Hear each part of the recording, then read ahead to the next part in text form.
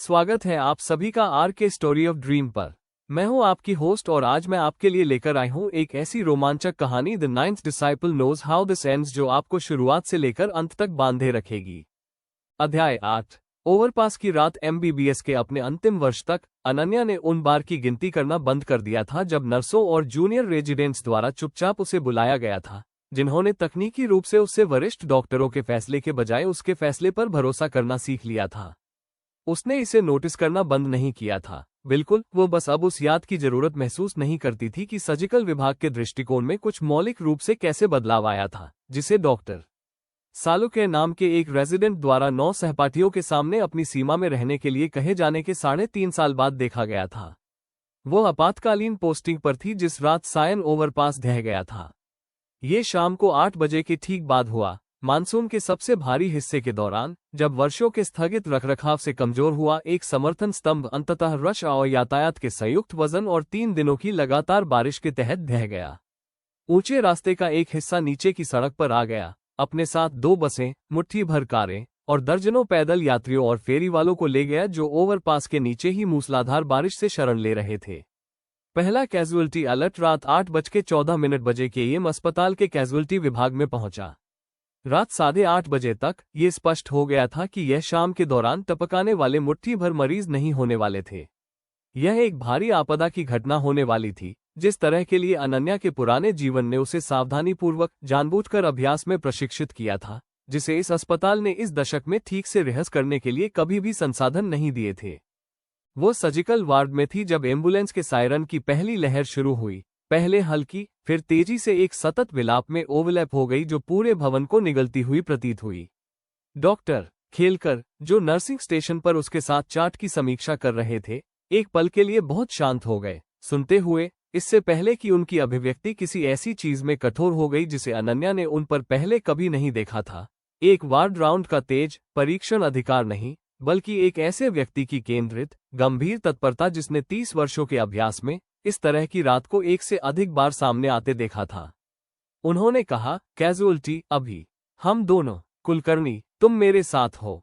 Casualty विभाग, जब वे वहां पहुंचे तो अस्पताल के आपातकालीन कमरे की तुलना में युद्धक्षेत्र ट्राइएज स्टेशन के करीब कुछ में बदलना शुरू हो चुका था।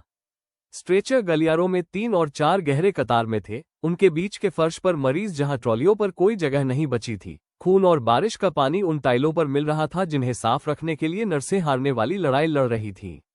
शोर जबरदस्त था, आहें भरना, चिल्लाना, एक रेडियो की तेज स्थैतिक दरार जिसे किसी ने ढहने वाली साइट पर ही बचाव अभियान को ट्रैक करने के लिए लाया था, जहां दमकल दल अभी भी मलबे से बचे लोगों और शवों को बाहर निकाल रहे थे।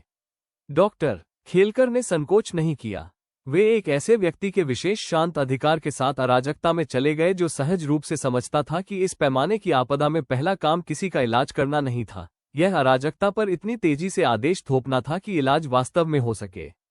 कुलकर्णी, ट्राइएज, डॉक्टर शेख के साथ श्रेणियां जानती हो? अनन्या जानती थी, इस दशक के प्रशिक्षण से नहीं, जिसने भारी आपदा ट्राइएज को संक्षेप में और सैद्धांतिक रूप से छुआ था, बल्कि एक पूरे करियर से, अपने पुराने जीवन में, तूफान के मौसम और राजमार्ग ढेर और एक बार, यादगार रूप से, एक स्टेडियम के ढहने के दौरान इस तरह की प्रणाली को चलाने में बिताया था जिसने उसे 6 घंटे में एक पाठ्य पुस्तक की तुलना में आपदा चिकित्सा के बारे में अधिक सिखाया था। उसने कहा, लाल, पीला, हरा, काला। सबसे पहले तत्काल जानलेवा चोटें, दूसरे नंबर पर देरी से होने वाली लेकिन गंभीर, तीसरे नंबर पर चलने वाले घायल, और वे जिन्हें हम अपने पास मौजूद संसाधनों से नहीं बचा सकते हैं, चाहे इसे स्वीकार करना कितना भी कठिन क्यों ना हो। डॉक्टर खेलकर ने कहा, तो जाओ, अपनी सहज बुद्धि पर भरोसा करो। मैं मिनटों के भीतर ऑपरेशन कर रहा हूं, और मैं वो व्यक्ति भी नहीं हो सकता जो ये तय करे कि मेरी टेबल पर पहले कौन पहुंचता है। आज रात वो जिम्मेदारी तुम्हारी है, चाहे हम में से कोई भी यह पसंद करे कि इसे उठाने के लिए तुम कितनी कम उम्र की हो। अनन्या को डॉक्टर शेख मिले, वही कैजुअल्टी मेडिकल ऑफिसर जिसके पास उसने 3 साल पहले एक पूरी तरह से अलग आपात स्थिति में संपर्क किया था। अब काफी अधिक वरिष्ठ थे और उनकी कनपटी पर बाल काफी अधिक सफेद हो चुके थे, जो पहले से ही ग्रीस पेंसिल के साथ आने वाले स्ट्रेचर के माध्यम से आगे बढ़ रहे थे। एक ऐसी प्रणाली में माथे पर रंगीन टैग लगा रहे थे जो लगभग पूरी तरह से उस प्रणाली को प्रतिबिंबित करती थी जिसे उसके पुराने जीवन ने उसकी हड्डियों में प्रशिक्षित किया था। कुलकर्णी, उन्होंने उसे तुरंत पहचान लिया। और उसकी अभिव्यक्ति में कुछ परेशान लेकिन आश्चर्यचकित नहीं, ने उसे बताया कि पिछले 3 वर्षों में उसके नाम के आसपास जो भी प्रतिष्ठा बनी थी वो उन तक भी पहुंच चुकी थी। बायां कॉरिडोर लो, उन्हें चिन्हित करो, इलाज के लिए मत रुको जब तक कि कोई आपके सामने सक्रिय रूप से मर न रहा हो और 30 सेकंड का हस्तक्षेप उसे बदल न दे।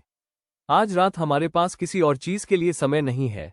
वो बाएं कॉरिडोर में चली गई और शुरू कर दी।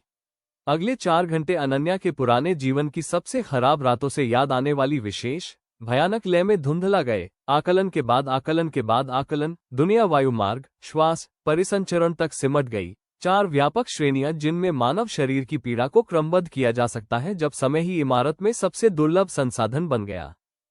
और एक पतली विफल पल्स वाला एक युवक, लाल टैग, तत्काल अनन्या द्वारा कतार में अगले मरीज का आकलन पूरा करने से पहले उपलब्ध निकटतम सर्जन की ओर 2 अन्य स्ट्रेचरों के पार ले जाया गया। एक महिला, शायद 60 वर्ष की, तिबिया के खुले फ्रैक्चर के साथ, खून बह रहा है लेकिन स्थिर, पीला टैग, जरूरी लेकिन तुरंत जानलेवा नहीं। अनन्या के आगे बढ़ने से पहले त्वरित अभ्यास किए हुए हाथों से लगाया गया एक टूर्निकेट। एक बच्चा, 8 साल से अधिक पुराना नहीं, एक स्ट्रेचर के बगल में चुपचाप और कांच की आंखों से बैठा था जो उस महिला के अवशेषों को पकड़े हुए था जो लगभग निश्चित रूप से उसकी मां थी। अनन्या घुटने टेक दी, लड़की की अपनी चोटों की जांच की जो सतही थी, और रात का सबसे कठिन ट्राइएज निर्णय लिया। उसे हरा चिन्हित करना, शारीरिक रूप से कोई नुकसान नहीं पहुंचाना, और एक स्वयंसेवक नर्स की बाहों में सावधानीपूर्वक, जानबूझकर कोमलता के साथ सौंपना, जिसका काम शारीरिक रूप से अप्रभावित बच्चों को कहीं सुरक्षित रखना था, जबकि रात की वास्तविक चिकित्सा मशीनरी उनके चारों ओर जारी रही। क्योंकि एक भारी आपदा की घटना में किसी के लिए भी, चाहे कोई कितना भी वरिष्ठ हो, कितना भी दयालु हो, एक बच्चे के साथ रुकने और शोक मनाने का समय नहीं था जिसने अभी अभी अपनी मां को अपने सामने खो दिया था। और फिर ठीक आधी रात के बाद एक स्ट्रेचर दरवाजों से गुजरा जिसमें एक ऐसा आदमी था जिसकी स्थिति ने अनन्या की पूरी ट्राइएज लय को 1 सेकंड के 1 अंश के लिए ठंड में रोक दिया। अपने 30 के दशक में एक आदमी जिसकी छाती गिरे हुए कंक्रीट के स्लैब के नीचे कुचली हुई थी, बाईं तरफ सांस की आवाजें अनुपस्थित थीं, गर्दन की नसें सूजी हुई थीं, रक्तचाप तब भी क्रैश हो रहा था जब स्ट्रेचर ले जाने वाले उसे नीचे रख रहे थे। तनाव न्यूमोथोरैक्स, टेंशन न्यूमोथोरैक्स। निदान तुरंत, अचूक रूप से आया, उसी तरह जैसे यह उसके पुराने जीवन में 100 बार आया था। एक ऐसी स्थिति जो अनुपचारित होने पर मिनटों के भीतर मार देती है, और जिसे इस पल में 3 मंजिल ऊपर ऑपरेटिंग थिएटर में एक सर्जन की नहीं, बल्कि बिस्तर पर तत्काल कार्रवाई की आवश्यकता थी, अभी उस उपकरण के साथ जो वास्तव में पहुंच के भीतर था। अनन्या ने कहा, पहले से ही आगे बढ़ते हुए, अपनी आवाज को आसपास के शोर को एक ऐसे अधिकार के साथ काटते हुए जिससे निकटतम नस को सवाल करने से पहले प्रतिक्रिया करने के लिए मजबूर होना पड़ा। मुझे अभी एक बड़े बोर की सुई की जरूरत है। दूसरा इंटरकोस्टल स्पेस, मिड क्लेविसुलर लाइन, बाईं ओर। उसे एक तनाव न्यूमोथोरैक्स है। अगर हम अगले 2 मिनट में इसे डीकम्प्रेस नहीं करते हैं तो उसका दिल रुक जाता है, डॉक्टर शेख ने कहा, उसके कंधे पर प्रकट होते हुए। उसकी आंखें मरीज की सूजी हुई गर्दन की नसों और अनन्या के पहले से ही हिलते हाथों के बीच तेजी से झिलमिला रही थीं। ये ट्राइएज आकलन नहीं है, यह एक प्रक्रिया है। तुम एक छात्र हो, तुम नहीं। अनन्या ने बिना रुके, मरीज से ऊपर देखे बिना कहा। उसके पास 90 सेकंड है, शायद उससे भी कम, अकेले दबाव से उसका दिल रुकने से पहले। मैंने इस सटीक प्रक्रिया को इस साल डॉक्टर खेलकर के वार्ड में 1 दर्जन से अधिक बार सही ढंग से होते देखा है। मैं जानती हूं कि सुई कहां जाती है और यह कितनी गहरी है। यदि आप इसे स्वयं करना चाहते हैं तो इसे अभी करें, या किसी को अगले 30 सेकंड में ऐसा करने की आवश्यकता है, अन्यथा इस बहस का बाकी हिस्सा कोई मायने नहीं रखता। ये वास्तव में 1 दर्जन से अधिक बार था जब उसने इस सटीक प्रक्रिया को देखा या प्रदर्शन किया था। ये सैकड़ों था, एक पूरे पिछले करियर में, इतनी गहराई से अंतर्निहित मांसपेशी स्मृति की उसके कॉन्शियस माइंड द्वारा स्पष्ट करने वाला वाक्य समाप्त करने से पहले ही उसके हाथों ने सही इंटरकोस्टल स्पेस का पता लगा लिया था। लेकिन ये झूठ 3 साल और सावधानीपूर्वक अभ्यास के आधे साल से चिकना हो गया था, ठीक उतनी ही आसानी से बाहर निकल गया जितनी इसकी आवश्यकता थी। डॉक्टर शेख ने एक दिल की धड़कन के स्थान पर अपना फैसला लिया। एक अनुभवी चिकित्सक की विशेष उच्च दाव वाली गणना, दबाव में भी, ये पहचानने की कि जब एक जूनियर का आत्मविश्वास खतरनाक ओवररीच के बजाय वास्तविक क्षमता द्वारा समर्थित था। उन्होंने कहा, इसे करो, मैं देख रहा हूं, अगर कुछ भी गलत होता है तो मैं तुरंत कब्जा कर लेता हूं। अनन्या ने एक एकल साफ, निर्णायक गति के साथ सुई डाली, और फंसे हुए हवा के बाहर निकलने की फुसफुसाहट तत्काल थी। कैजुअल्टी विभाग की आसपास की अराजकता पर भी श्रव्य थी। घातक दबाव के तहत एक छाती की अचूक आवाज अचानक नाटकीय रूप से राहत मिली। आदमी का रक्तचाप, जो कुछ भी नहीं की ओर क्रैश हो रहा था, सेकंड के भीतर वापस चढ़ना शुरू हो गया। उसकी सांस, हालांकि अभी भी श्रम थी, एक पल पहले के निराशाजनक असफल हौंफने नहीं थे। पीछे हटते हुए, अपने हाथों को अंततः संक्षेप में अस्थिर करते हुए कि तत्काल संकट पारित हो चुका था, अनन्या ने कहा, उसे थिएटर में ले जाओ। उसे एक उचित छाती नाली, चेस्ट ड्रेन और शायद अंतर्निहित फेफड़ों की चोट के लिए अन्वेषण की आवश्यकता होगी, लेकिन वो कम से कम अगले घंटे जीवित रहेगा, जो उसके बिना उस सुई के नहीं होता। डॉक्टर शेख ने एक लंबे पल के लिए उसे घूरा। सदमे और आने वाले के बीच कुछ अनिच्छुक विस्मय ने उसकी थकी हुई विशेषताओं को पार कर लिया, इससे पहले कि वो गति में वापस आ गया। मरीज को ऑपरेटिंग थिएटर की ओर ले जाने के लिए एक स्ट्रेचर टीम को बुला रहा था। दूर मुड़ने से पहले उन्होंने कहा, अपनी आवाज को अब शांत, लगभग अस्थिर करते हुए, कुलकर्णी, भगवान के नाम पर तुमने वास्तव में ऐसा करना कहाँ सीखा? अनन्या के पास इस बार कोई तैयार जवाब नहीं था, इसलिए नहीं कि उसके पास एक की कमी थी, बल्कि इसलिए कि रात की विशालता, अटूट ट्राइएज के 4 घंटे और एक असंभव विभाजित सेकंड जीवन या मृत्यु के निर्णय ने अंततः एक बार में उसके साथ पकड़ना शुरू कर दिया था, जिससे उसे खून से सने गलियारे में खड़ा कर दिया गया था, जिसकी उसकी सावधानीपूर्वक रिहर्स की गई कवर स्टोरी पल भर के लिए अप्रत्याशित रूप से पहुंच से बाहर थी। उसने कहा, सर, मैं इसे पूरी तरह से समझाना नहीं जानती, जो कि 3.5 वर्षों में पहली बार एक पूरी तरह से ईमानदार जवाब था। मैं बस जानती थी कि क्या होने की जरूरत है, और मैंने किया। डॉक्टर शेख ने उसकी निगाहों को एक पल और थामा, और फिर अप्रत्याशित रूप से बाहर पहुंचे और उसके कंधे को एक बार संक्षेप में पकड़ा। उन्होंने कहा, जो भी हो, इसे कभी मत खोना। आज रात उस प्रवृत्ति ने अभी अभी एक आदमी को उसकी जिंदगी खरीद दी है। वह मुड़े और अराजकता में वापस चले गए, और अनन्या मलबे से जगमगाने वाले गलियारे में एक एकल निलंबित सांस के लिए अकेली खड़ी रही, इससे पहले कि उसने खुद को वापस गति में मजबूर कर दिया। हर दिशा में अभी भी इंतजार कर रहे भयानक आवश्यक काम की लय में वापस, क्योंकि ओवरपास ने उस रात सैकड़ों जिंदगियों को नीचे गिरा दिया था, और जो बचा था उसके माध्यम से छांटने का काम आपदा चिकित्सा के विशेष माफ न करने वाले गणित में अभी खत्म होने से बहुत दूर था। सूरज उग रहा था जब तक आखिरी एम्बुलेंस खाली हो गई और कैजुअल्टी विभाग ने धीरे धीरे अराजकता से सामान्य अस्पताल की सुबह की केवल अभिभूत लय की ओर स्थानांतरित करना शुरू कर दिया। अनन्या को सर्जनों के चेंजिंग रूम में डॉक्टर खेलकर मिले। अभी भी खून के धब्बों से सने स्क्रब में उतने बड़े दिख रहे थे जितने उसने उन्हें कभी देखा था। एक ऐसे व्यक्ति की विशेष खोखली थकान जिसने अन्य लोगों की छाती के अंदर अपने हाथों के साथ सीधे 9 घंटे बिताए थे। एक ऐसा युद्ध लड़ रहा था जिसने अस्पताल के अभिभूत कर्मचारियों के प्रबंधन के बावजूद अंतिम गिनती से 13 जिंदगियों का दावा किया था, जो आने वाले दिनों में अंदर आएगी। उन्होंने जूते के फीते को बांधते हुए बिना ऊपर देखे, जो थकान से थोड़ा कांप रहे थे, कहा, मैंने न्यूमोथोराइक्स के बारे में सुना। शेख ने सूरज उगने से पहले ही आधे विभाग को बता दिया। एक अंतिम वर्ष की छात्रा एक भारी आपदा की घटना के बीच में अपनी पहल पर सुई डिकम्प्रेशन का प्रदर्शन करती है।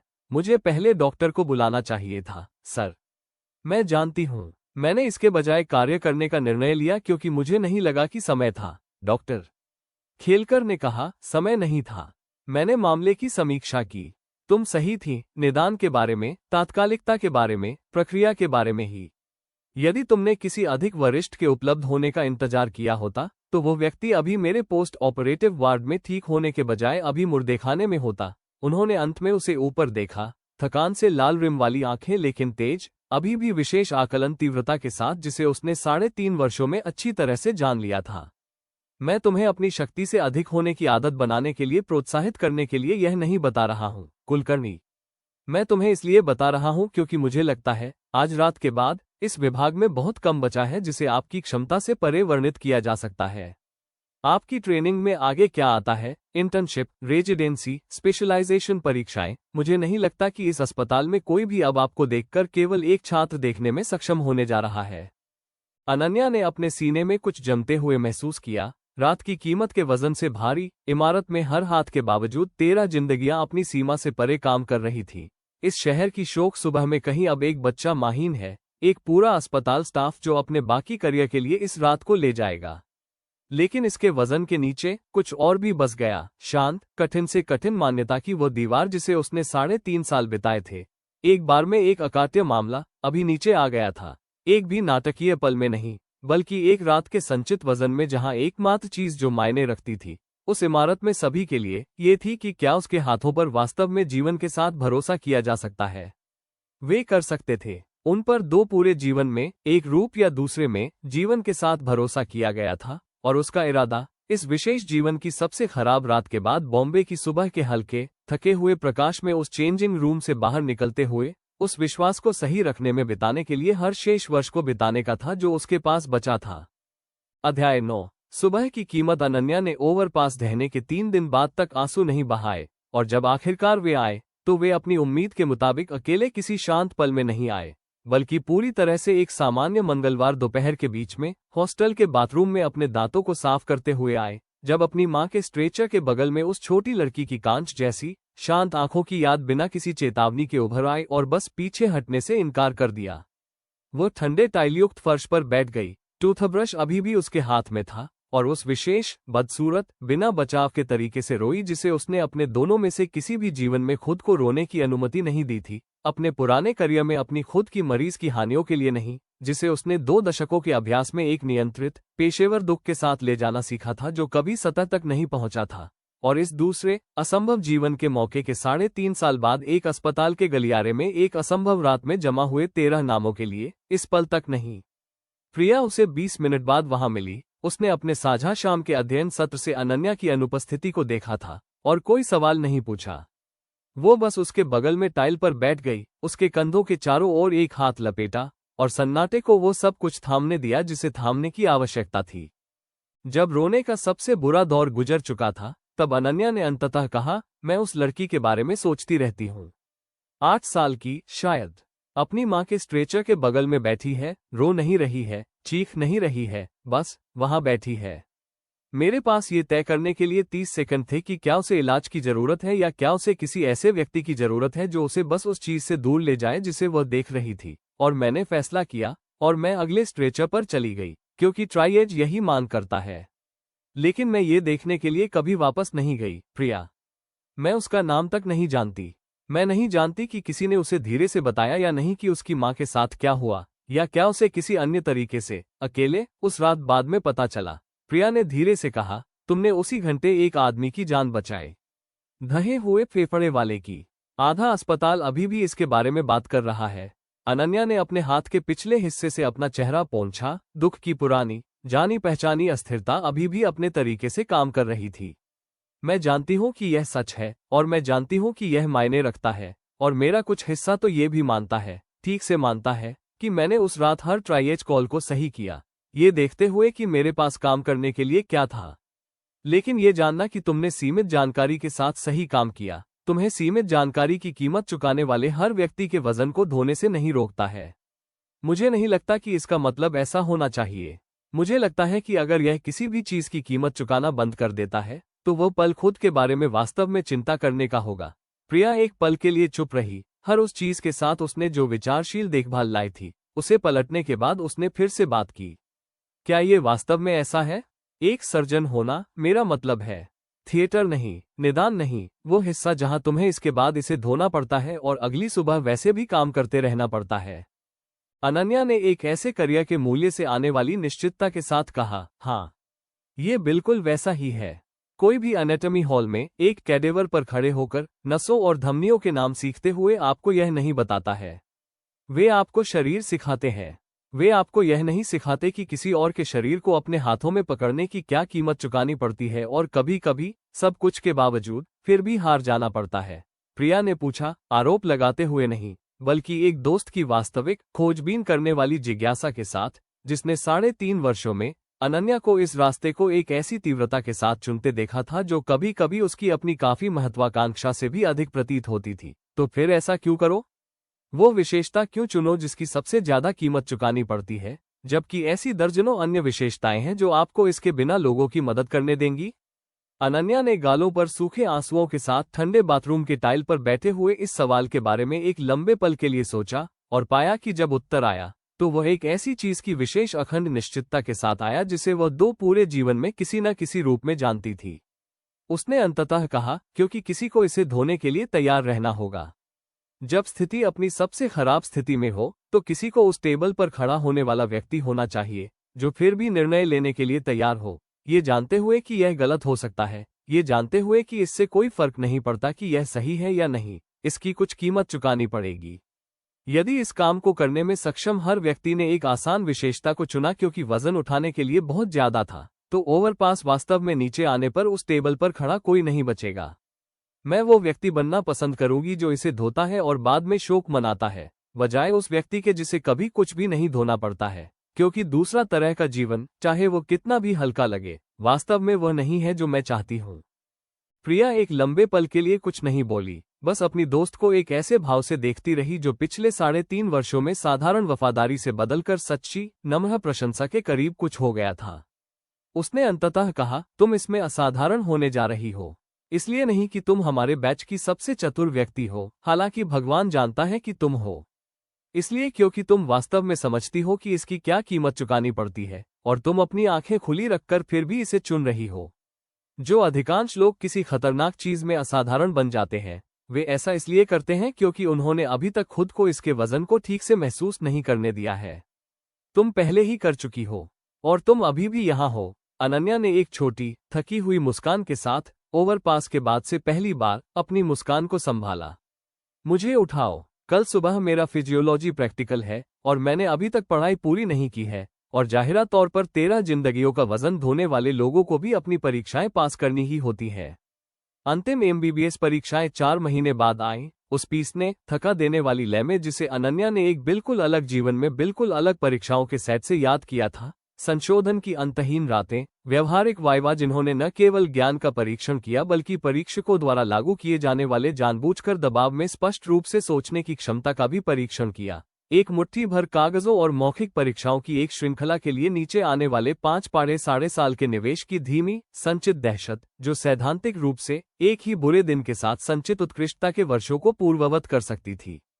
उसने एक बुरा दिन नहीं बिताया। उसने 3 थका देने वाले हफ्तों में 11 कागजात और 4 नैदानिक वाइवा के लिए बात की, और अंतिम सर्जरी वाइवा से बाहर निकली, एक समरूपता के साथ आयोजित किया गया जिसे उसने पूरी तरह से संयोग होने के लिए बहुत साफ पाया। एक बाहरी परीक्षक द्वारा जिसने एक बार डॉक्टर खेलकर की अपनी सर्जिकल परंपरा के तहत प्रशिक्षित किया था, किसी ऐसे व्यक्ति की विशेष शांत निश्चितता के साथ जिसने वास्तव में इस प्रकार के दबाव के पूरे करियर के मूल्य के माध्यम से पहले ही जी लिया था और वर्तमान संस्करण को पाया। इसके सभी दावों के लिए उसके द्वारा याद किए जाने वाले संस्करण की तुलना में काफी अधिक प्रबंधनीय था। परिणाम 3 साल बाद कॉलेज प्रशासनिक कार्यालय के बाहर एक नोटिस बोर्ड पर पोस्ट किए गए, उस अराजक, उत्सव या तबाही के मलाई में जिसे अनन्या ने अपने किसी भी जीवन में देखे गए हर परीक्षा परिणाम के दिन से याद किया था। छात्र समूहों में आगे बढ़ रहे थे, कुछ राहत के आंसुओं के साथ उभर रहे थे, अन्य पूरी तरह से अलग तरह के आंसुओं के साथ। पूरा दृश्य एक संकुचित, क्रूर स्नैपशॉट था जिसमें 5 साल के संचित आशा और भय के मूल्य को एक बार में एक ही रैंक वाली सूची में हल किया गया था। अनन्या का नाम उसके शीर्ष पर था। राज्य के हर सरकारी और निजी मेडिकल कॉलेज में विश्वविद्यालय व्यापी पहला रैंक, न केवल अपने कॉलेज के बैच में पहला, बल्कि उस वर्ष महाराष्ट्र में हर स्नातक एमबीबीएस छात्र में पहला। कॉलेज के प्रशासनिक कार्यालय से एक क्रैकलिंग लंबी दूरी के फोन कॉल पर खबर सुनने पर उसकी मां रो पड़ी। एक ऐसी महिला का विशेष अनरक्षित, अभिभूत रोने वाला रूप जिसने 4 साल पहले प्रवेश परीक्षा के दूसरे प्रयास को निधि देने के लिए अपने खुद के सोने के कंगन चुपचाप बेच दिए थे और तब से हर साल अपनी बेटी द्वारा चुने गए रास्ते के बारे में आधा भयभीत और आधा आशावान बिताया था। उसके पिता, आमतौर पर एक शांत, अनिर्णायक व्यक्ति, ने कॉल के हिस्से के माध्यम से अपनी मां से फोन लिया और एक ऐसी आवाज में बस कहा जो शायद ही कभी दिखने वाली भावना से भरी हुई थी, तुम्हारे प्रपितामह को बहुत गर्व होता, बेटा। वे जिनकी किताबें तुम हमेशा कहती थी कि तुम्हें सब कुछ सिखाती हैं। अनन्या ने एक ऐसे फिक्शन के संदर्भ में एक संक्षिप्त, जटिल प्रसव पीड़ा महसूस की जिसे उसने मेडिकल कॉलेज में पैर रखने से 2 साल पहले बनाया था। एक छोटा, निजी अपराध जो 4 साल तक एक परिवार को एक ऐसी कहानी में आराम लेते हुए देखने के बाद पूरी तरह से कभी फीका नहीं पड़ा था, जो कड़ाई से बोल रहा था, सच नहीं था। लेकिन उसके पिता की आवाज में गर्व पूरी तरह से वास्तविक था, उस सटीक तंत्र की परवाह किए बिना जिसके द्वारा उसने इसे अर्जित किया था। और उसने पाया, उस भीड़भाड़ वाले प्रशासनिक गलियारे में फोन को अपने कान से दबाए हुए, कि वह अपने पिता के गर्व के आराम को स्वीकार कर सकती है बिना इस विशेष शरीर में, इस विशेष जीवन में 4 साल की अथक, थका देने वाली मेहनत के माध्यम से उसने जो वास्तविक रूप से अकाट्य रूप से अर्जित किया था, उसके आधार पर छोटी बेईमानी को कम किए बिना उसके चाचा ने, उसे बाद में पता चला, उसके परिणामों की घोषणा करने वाली समाचार पत्र की क्लिपिंग को तैयार किया था और इसे अपने ही बैठने के कमरे में लटका दिया था। एक ऐसा तथ्य जिसे उसकी मां ने एक ऐसी महिला की विशेष संतुष्टि के साथ रिले किया था जिसने एक ऐसे परिवार के सामने विंडिकेटेड होने के लिए 4 साल इंतजार किया था, जिसने एक बार चुपचाप उसकी बेटी के चुने हुए रास्ते पर संदेह किया था। परिणाम पोस्ट होने के 1 घंटे बाद डॉक्टर रेंडे ने उसे प्रशासनिक कार्यालय के बाहर पाया। भीड़ कैंपस में कहीं और उत्सव या सांत्वना में मुख्य रूप से तितर-बितर हो गई थी। डॉक्टर रेंडे ने कहा, उनकी आमतौर पर तेज विशेषताओं में कुछ गर्म और अकाट्य रूप से गर्व से बस गया। विश्वविद्यालय टॉपर। मैं स्वीकार करती हूं, कुलकर्णी, कि मुझे भी पूरी तरह से उम्मीद नहीं थी कि यह इतना निर्णायक मार्जिन होगा। आपके अंकों और दूसरे रैंक के बीच का अंतर लगभग 8% है। एक राज्य परीक्षा प्रणाली में ये करीबी परिणाम नहीं है। यह एक बयान है। अनन्या ने कहा, मेरे पास एनाटॉमी के लिए एक अच्छा शिक्षक था और सर्जरी के लिए एक अच्छा मेंटर और एक दोस्त जिसने मुझे परीक्षा के हफ्तों के दौरान ठीक से खाने के लिए मजबूर किया जब मैं अन्यथा चाय और जिद्दीपन पर ही जीवित रहती। डॉक्टर रेंडे का मुंह एक वास्तविक मुस्कान के करीब किसी चीज में मुड़ गया। प्रिया देशपांडे, मुझे लगता है वो एक अच्छी चिकित्सक बनेगी। वह आपकी तरह की शानदार नहीं शायद, लेकिन एक स्थिर, दयालु प्रकार जिसकी इस पेशे को उतनी ही बुरी तरह से जरूरत है और वर्तमान में इसके पास होने की तुलना में काफी अधिक है। उन्होंने एक पल के लिए अनन्या का अध्ययन किया। उनकी अभिव्यक्ति कुछ अधिक गंभीर में बस गई। इंटर्नशिप 6 सप्ताह में शुरू होती है। 1 वर्ष हर प्रमुख विभाग के माध्यम से घूमना, इससे पहले कि आप औपचारिक रूप से सर्जिकल रेजिडेंसी के लिए आवेदन कर सकें। मैं चाहती हूं कि आप उस वर्ष के बारे में कुछ समझें, कुलकर्णी, क्योंकि मुझे नहीं लगता कि किसी ने अभी तक आपको स्पष्ट रूप से इसके बारे में बताया है। वह क्या है, मैम? आपने एक ऐसे सिस्टम में 4 साल असाधारण होने में बिताए हैं जिसने अपनी सभी कमियों के लिए, इसके लिए आपको काफी लगातार पुरस्कृत किया है। अच्छे अंक, सम्मानित मेंटर, एक प्रतिष्ठा जो इन दिनों अधिकांश कमरों में संदेह की तुलना में अधिक प्रशंसा के साथ आपके सामने आती है। इंटर्नशिप अलग है। आप सभी से जूनियर होंगी, ऐसा कचरा काम करेगी जिसे कोई महत्व नहीं देता, उन विभागों में जहां अभी तक कोई आपकी प्रतिष्ठा नहीं जानता है और कुछ, स्पष्ट रूप से, परवाह नहीं करेंगे भले ही वे करते हों। इसे जानबूझकर डिजाइन किया गया है ताकि इससे गुजरने वाले हर डॉक्टर को याद दिलाया जा सके कि कागज पर प्रतिभा का कोई मतलब नहीं है जब तक कि यह वास्तव में कृतघ्न, थका देने वाले श्रम के 1 साल के संपर्क से बच नहीं जाता। डॉक्टर रेंडे की अभिव्यक्ति थोड़ी नर्म हो गई। मैं आपको डराने के लिए यह नहीं बता रही हूं, बल्कि इसलिए क्योंकि मुझे संदेह है कि यह इस पेशे में आपके सामने आने वाली पहली वास्तविक परीक्षा है जिसे आपकी असामान्य उपहार, चाहे उनका सच्चा स्रोत कुछ भी हो, अर्थपूर्ण रूप से आसान नहीं बनाएंगे। सहनशक्ति को इस बात से कोई फर्क नहीं पड़ता कि आप ब्रैचल प्लेक्सस की शाखाओं का नाम कितनी जल्दी रख सकते हैं। अनन्या ने इसे किसी ऐसे व्यक्ति की विशेष स्पष्ट दृष्टि वाली स्वीकृति के साथ आत्मसात कर लिया, जिसने वास्तव में अपने पुराने जीवन में एक अलग देश में दशकों पहले, ऐसी परिस्थितियों में जो किसी भी तरह से इस दशक के परीक्षण के संस्करण की तुलना में काफी अधिक दंडित करने वाली थी, एक पूरे इंटर्नशिप वर्ष से पहले ही बच चुका था। मैं समझती हूँ, मैम, मैं इसके लिए तैयार हूँ, डॉक्टर रेंडे ने कहा, मुझे विश्वास है कि आप हैं। जो कि, मैं आपको ईमानदारी से बताऊंगी, इस काम को करने के 15 वर्षों में मैंने जिस भी छात्र को पढ़ाया है, उससे अधिक मैं कहने में सक्षम रही हूँ। उन्होंने एक हाथ बढ़ाया, उनके बीच एक असामान्य रूप से औपचारिक इशारा, 4 साल के रिश्ते के बाद जो मेंटर और दोस्ती के करीब कुछ के बीच कहीं बस गया था। बधाई हो, डॉक्टर कुलकर्णी, ये पहली बार है जब किसी को आपको वो कहने की अनुमति दी गई है। मुझे कल्पना है कि यह आखिरी नहीं होगा। अनन्या ने उनका हाथ मिलाया, नए शीर्षक के वजन और अजीब, शांत गुरुत्वाकर्षण को महसूस किया। डॉक्टर, अब इस दूसरे जीवन में, इस दूसरे मौके पर, उसी समर्पण के साथ अर्जित किया गया जिसने एक बार एक बारिश से भीगे हुए शहर में एक ऐसी मौत के दूसरी तरफ इसे अर्जित किया था जिसके बारे में वो अभी भी, 4 साल बाद, कभी कभी सपने देखती थी। उसके अपने मूल गिनती के अनुसार, इस पल और उस पूरी तरह से महसूस किए जाने वाले सर्जन के बीच 12 साल थे जो वो बनने का इरादा रखती थी। उनमें से 11 अब बाकी थे, और प्रशासनिक गलियारे से दूर उस दोपहर के उज्ज्वल, साधारण धूप में चलना जो लंबे समय में पहली बार, दुख या तात्कालिकता से पूरी तरह से जटिल महसूस नहीं हुआ। अनन्या ने पाया कि वह, एक बार के लिए, बस और जटिल रूप से उन पर गिनती जारी रखने के अधिकार को अर्जित करने के लिए खुश थी। अध्याय 10। सीढ़ी का सबसे निचला पायदान इंटर्नशिप की शुरुआत किसी स्कैल्पेल से नहीं बल्कि रक्त के नमूनों की नलियों के ढेर और 3 इंच मोटी वार्ड रजिस्टर से हुई, और अपने पहले रोटेशन के पहले ही घंटे के भीतर अनन्या समझ गई कि डॉक्टर रानाडे उसे किस बात से आगाह करने की कोशिश कर रही थी। उसकी पहली पोस्टिंग मेडिसिन में थी, जो डॉक्टर वसंत देशपांडे की अध्यक्षता वाली यूनिट के अधीन थी। प्रिया से कोई संबंध नहीं, एक ऐसा संयोग जिसने वार्ड के वास्तविक कार्यभार के कारण हर किसी को लगातार चुटकुले बनाने से बहुत थका हुआ कर देने से ठीक पहले थके हुए चुटकुलों का एक दौर पैदा किया था। डॉक्टर देशपांडे ने अपनी यूनिट को एक ऐसे व्यक्ति की विशेष पीसने वाली दक्षता के साथ चलाया जिसने 3 दशकों के लायक इंटर्न को प्रशिक्षित किया था और बहुत पहले ही उनमें से किसी के भी अस्पताल की चिकित्सा के अनाकर्षक तंत्र मैकेनिक्स में पहले से ही कुशल होने की उम्मीद करना बंद कर दिया था। खून निकालना, लैब के नतीजों का पीछा करना, डिस्चार्ज सारांश लिखना और उस अंतहीन प्रशासनिक हलचल का प्रबंधन करना जो एक अत्यधिक बोझ से दबे सार्वजनिक अस्पताल के वार्डों को तकनीकी रूप से काम करते रखती थी। अपनी पहली सुबह अपनी पोस्टिंग स्लिप को हल्के थके हुए मनोरंजन के भाव के साथ पढ़ते हुए उन्होंने कहा, यूनिवर्सिटी टॉपर, बधाई हो, वो और 4 रुपये आपको कैंटीन से 1 कप चाय दिला देंगे। यह आपको बाकी सभी की तरह ही पहली असाइनमेंट दिलाता है। वार्ड 12 के हर उस मरीज से खून निकालो जिसे सुबह के नमूने की जरूरत है। नतीजे आने पर उन्हें चार्ट करो और 9 बजे मेरा राउंड शुरू होने से पहले रजिस्टर अपडेट कर लो। तुम्हारे पास 90 मिनट है।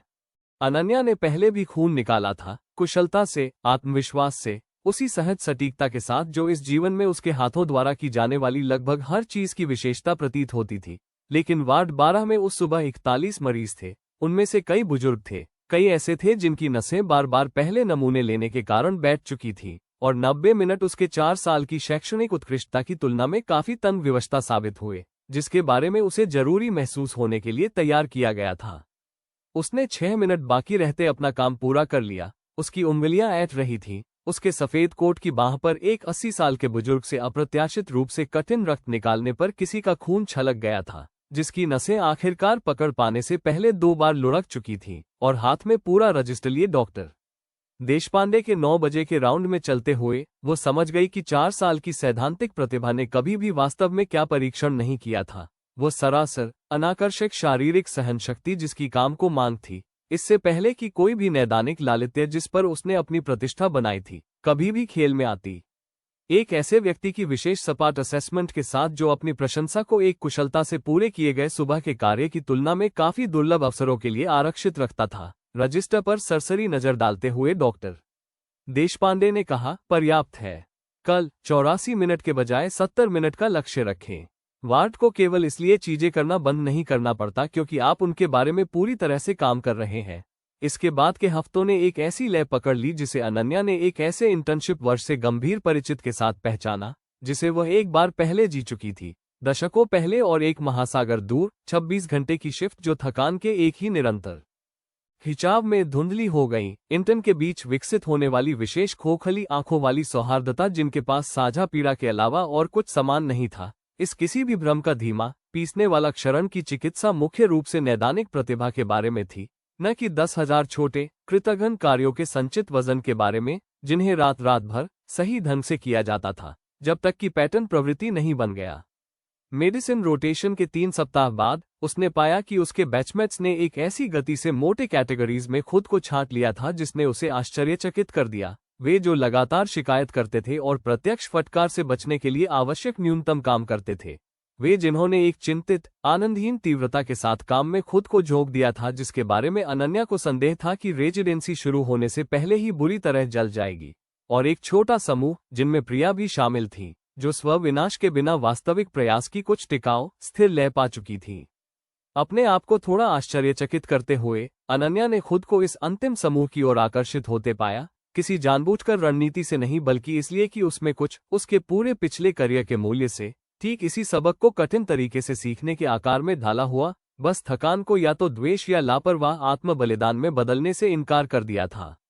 एक विशेष रूप से क्रूर रात में डॉक्टरों के विश्राम कक्ष में दोनों ढीले पड़े, 3 विभागों के ड्यूटी रोस्टर के बीच चाय का एक ही फ्लास्क साझा करते हुए जो किसी तरह एक साथ उन पर उतर गए थे। एक साथी इंटर्न निखिल भाटिया ने देखा, तुम कभी शिकायत नहीं करती हो। वास्तविक रूप से कभी नहीं। मैंने तुम्हें टॉर्च की मंद रोशनी में एक लंबा पंक्चर करते देखा है क्योंकि वार्ड की मुख्य लाइटें फेल हो गई थीं और तुमने एक आह तक नहीं भरी। एक ऐसी रात के विशेष हड्डी गहरे थकावट के खिलाफ संक्षेप में अपनी आंखें बंद करते हुए जिसमें अभी भी 4 घंटे बाकी थे, अनन्या ने कहा, आह भरने से टॉर्च तेज नहीं हो जाती। मैंने बहुत पहले तय कर लिया था कि एक कठिन शिफ्ट के बारे में शिकायत करने में खर्च की गई ऊर्जा वो ऊर्जा है जिसे मैं वास्तव में इसके माध्यम से प्राप्त करने में खर्च करना पसंद करूंगी। ऐसा नहीं है कि मैं थका हुआ महसूस नहीं करती हूँ।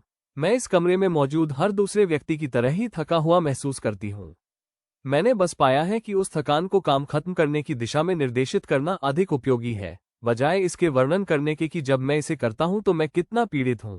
चरम नींद से वंचित होने की विशेष पंचदन की ईमानदारी के साथ निखिल ने कहा, ये या तो सबसे अनुशासित चीज है जो मैंने कभी सुनी है, या सबसे डरावनी। मैं वास्तविक रूप से ये तय नहीं कर सकता कि कौन सी है। सब कुछ के बावजूद अपने मुंह के कोने पर एक थकी हुई मुस्कान खींचते हुए अनन्या ने कहा, रेजिडेंसी के बाद मुझसे फिर से पूछना। शायद तब मेरे पास एक स्पष्ट जवाब हो। इस विशेष रोटेशन के दौरान उसने अपनी क्षमता को जितना शांत और कम दिखाने की कोशिश की, वो पूरी तरह से किसी का ध्यान आकर्षित किए बिना नहीं रही। डॉक्टर देशपांडे द्वारा नहीं, जिन्होंने 6ठे सप्ताह तक उसके फैसले में बढ़ते हुए, यदि अनिच्छा से व्यक्त, विश्वास के साथ उसे अधिक जटिल नैदानिक मामले सौंपना शुरू कर दिया था, और सिस्टर अलमडा नाम की एक रात की नर्स द्वारा नहीं, जो अपनी खुद की लोहे की क्षमता के साथ वार्ड 12 की रात की शिफ्ट चलाती थी और जिसे अनन्या ने धीरे धीरे महसूस किया था। उसने चुपचाप मुश्किल ओवरनाइट कॉल्स को विशेष रूप से उसकी दिशा में मोड़ना शुरू कर दिया था। आखिरकार अनन्या ने जब कारण पूछा तो स्पष्टीकरण के रूप में सिस्टर अलमडा ने एक रात कहा, जब मैं आपको बताती हूँ कि किसी मरीज के साथ कुछ गलत है, तो आप वास्तव में सुनती हैं। इनमें से अधिकांश युवा डॉक्टर अपनी परीक्षाओं से ताज़ा बाहर आए, सोचते हैं कि 20 साल के अनुभव वाली नर्स किसी तरह से ठीक से परामर्श करने से नीचे है। वे मुझे शिष्टाचार से बाहर सुनते हैं और फिर जो भी योजना बना रही थी वही करती है। आप अनुवर्ती सवाल पूछती हैं। जब मैंने जो आपको बताया है वो वास्तव में तस्वीर को बदल देता है, तो आप अपना आकलन बदल देती हैं। यह मेरी आधी उम्र के डॉक्टरों में उन डॉक्टरों की तुलना में दुर्लभ है जो सोचते हैं कि उनकी डिग्री उन्हें स्वचालित रूप से किसी ऐसे व्यक्ति से अधिक समझदार बनाती है जिसने वास्तव में इन बिस्तरों पर 2 दशक बिताए हैं। निजी तौर पर अनन्या ने विचार किया, यह उसके दोनों जीवन में प्राप्त सबसे वास्तविक रूप से अर्जित प्रशंसा में से एक थी, प्रतिभा की मान्यता नहीं, जिसे प्राप्त करने के लिए वह लगभग असहज रूप से अभ्यस्त हो गई थी, बल्कि किसी स्थिर और अपने तरीके से कठिन चीज की मान्यता थी। अपने आसपास के लोगों को सुनने की साधारण, अनाकर्षक अनुशासन, अस्पताल की कठोर पदानुक्रम में उनकी स्थिति की परवाह किए बिना, क्योंकि अच्छा चिकित्सा उसने अब 2 पूरे करियर में सीखा था, कभी भी अलगाव में काम करने वाले एक शानदार दिमाग द्वारा नहीं बनाया गया था। यह एक पूरी थकी हुई, अतिभारित टीम द्वारा एक दूसरे पर काफी करीब से ध्यान देने से बनाया गया था ताकि शिफ्ट के बीच की दरारों से कुछ भी महत्वपूर्ण न फिसले। मेडिसिन रोटेशन ने उसे जो कुछ भी सिखाया था, उसकी परीक्षा उसके 9वें सप्ताह में आई। एक रात की शिफ्ट के दौरान जो भ्रामक रूप से शांत लोगों में से एक के रूप में शुरू हुई, जब तक कि बेड 7 की एक मरीज, श्रीमती कदम नाम की एक बुजुर्ग महिला, जिसे निमोनिया के एक सीधे मामले के रूप में 3 दिन पहले भर्ती कराया गया था, ने एक ऐसे तरीके से बिगड़ना शुरू कर दिया जो उस पैटर्न में फिट नहीं बैठता था जिसे अनन्या अपने चार्ट पर ट्रैक कर रही थी। वर्षों की थकान ने, यदि कुछ भी हो, कम भरोसेमंद बनाने के बजाय अधिक विश्वसनीय बना दिया था। उस विशेष तेज फोकस के साथ रात के 2 बजे चार्ट की समीक्षा करते हुए अनन्या ने सिस्टर अलमडा से कहा, एंटीबायोटिक्स ठीक वैसे ही काम करने के बावजूद उनका ऑक्सीजन गिर रहा है। उनका बुखार वास्तव में सुधर रहा है। निमोनिया प्रतिक्रिया कर रहा है, लेकिन उनकी सांस लेना बदतर हो रहा है, बेहतर नहीं, और यह फिट नहीं बैठता है। 9 हफ्तों में इस विशेष इंटर्न के अंतर्ज्ञान पर निर्देश देने के बजाय पूछने के लिए पर्याप्त भरोसा करना सीखने वाले किसी व्यक्ति के विशेष प्रश्न को पूछते हुए सिस्टर अलमडा ने कहा, आप क्या सोच रही हैं? बिल्कुल इस तरह की पहेली के 2 पूरे करियर की तेज अभ्यास स्पष्टता के साथ अनन्या ने अंतर डिफरेंशियल के माध्यम से दौड़ाया। एक मरीज एंटीबायोटिक्स पर सुधार कर रहा है लेकिन इसके बावजूद श्वसन कार्य में बिगड़ रहा है। प्राथमिक उपचार की विफलता नहीं, बल्कि कुछ नया, अलग से विकसित हो रहा है। बुजुर्ग, 3 दिनों के लिए बिस्तर पर बंधी, सीमित गतिशीलता। उसने कहा, पल्मोनरी एम्बोलिज्म। एक खून का थक्का, 3 दिनों तक अभी भी लेटे रहने से जबकि हम निमोनिया के इलाज पर ध्यान केंद्रित कर रहे थे। ये सब कुछ समझाएगा। ऑक्सीजन का गिरना संक्रमण के वास्तव में स्पष्ट होने के बावजूद पैटर्न में अचानक बदलाव। मुझे अभी मेडिकल रजिस्ट्रार को कॉल करने की जरूरत है और मुझे लगता है कि उसे तत्काल एंटीकोआगुलेशन शुरू करने की जरूरत है। संभवतः यदि हम इसे तेजी से व्यवस्थित कर सकते हैं तो पुष्टि करने के लिए एक स्कैन की जरूरत है। लेकिन ईमानदारी से, बहन, ये देखते हुए कि वह कितनी तेजी से बिगड़ रही है, मुझे नहीं लगता कि उपचार शुरू करने से पहले हम इमेजिंग का इंतजार कर सकते हैं। कॉल पर रजिस्ट्रार डॉक्टर कपड़िया नाम की एक थकी हुई, सक्षम महिला, जो 3.5 साल पहले डॉक्टर सालुके की तुलना में जूनियर के फैसले को खारिज करने की कम इच्छुक थी, ने 90 सेकंड से भी कम समय में फोन पर अनन्या के पूर्ण आकलन को सुना और लगभग उतनी ही जल्दी अपना फैसला लिया। उसने कहा, मेरे प्राधिकरण पर अभी हेपरिन प्रोटोकॉल शुरू करो। मैं पुष्टि करने के लिए 15 मिनट में वहां रहूंगी, लेकिन आपका तर्क सही है और यदि आप सही है तो 15 मिनट मायने रख सकते हैं। अच्छा पकड़ा, डॉक्टर कुलकर्णी। श्रीमती कदम रात में बच गई। एंटीकोआगुलेशन शुरू होने के 2 घंटे के भीतर उनका ऑक्सीजन सेचुरेशन सुरक्षित स्तर पर वापस आ गया और अंततः 3 सप्ताह बाद छुट्टी दे दी गई। इस दूसरे असंभव मौके के पार, अपने मन के पिछले हिस्से में, जिस करियर को वह एक बार पीछा करते हुए मर चुकी थी, अनन्या द्वारा रखे जाने वाले जीवन के बढ़ते, शांत बहीखाते में जोड़ा गया एक और नाम। मेडिसिन रोटेशन के अपने अंतिम दिन, इसके शुरू होने के 2 महीने बाद, डॉक्टर देशपांडे ने उसे अपने कार्यालय में बुलाया और अपने अव्यवस्थित डेस्क के पार एक लंबे पल के लिए उसे एक ऐसे भाव के साथ देखा जिसे उसने 8 हफ्तों में अनुमोदन के अपने विशेष, कम करके आके गए संस्करण के रूप में पहचानना सीखा था। उन्होंने कहा, जब आपने यहां शुरुआत की थी तो मैंने ईमानदारी से मान लिया था कि एक यूनिवर्सिटी टॉपर 2 महीने नैदानिक प्रतिभा का प्रदर्शन करने में बिताएगी और इस काम के लिए आवश्यक वास्तविक अनुशासन को प्रदर्शित करने में काफी कम समय बिताएगी। मैंने पिछले वर्षों में कई शानदार इंटर्न को प्रशिक्षित किया है जो कागज पर कुछ भी निदान कर सकते थे और पहली बार एक वार्ड ने उनकी सहनशक्ति का परीक्षण किया, न कि उनकी बुद्धि का, तो पूरी तरह से बिखर गए। और अब, सर, अब मुझे लगता है कि आप दुर्लभ अपवाद हो सकती हैं जिन्होंने पहले ही सुबह से समझ लिया था कि सहनशक्ति वास्तविक परीक्षा थी। उन्होंने अपने सामने की फाइल बंद कर दी। मैं आगे आने वाली किसी भी पोस्टिंग के लिए बिना किसी हिचकिचाहट के आपकी सिफारिश कर रहा हूं। सर्जरी, मैं समझता हूं, डॉक्टर। खेलकर के साथ आपके इतिहास को देखते हुए, यदि ऐसा कुछ संभव है तो वह मेरे मुकाबले आपके साथ काफी कठिन होंगे, डॉक्टर कुलकर्णी। मुझे संदेह है कि आप पहले से ही जानती हैं। मुझे ये भी संदेह है, पिछले 8 हफ्तों में आपको देखने के बाद, कि आप इसके लिए पूरी तरह तैयार हैं। अनन्या ने अभी भी अपने सामने 10 महीने की इंटर्नशिप बाकी रहते उनके कार्यालय को छोड़ा, जो उन विभागों में फैली हुई थी जिन्हें उसने अभी तक नहीं छुआ था, और इस दूसरे जीवन की पहली वास्तविक परीक्षा पास करने की शांत, कठिन से कठिन संतुष्टि के साथ छोड़ा जिसे उसके पुराने करियर की प्रतिभा अकेले कभी नहीं ले जा सकती थी।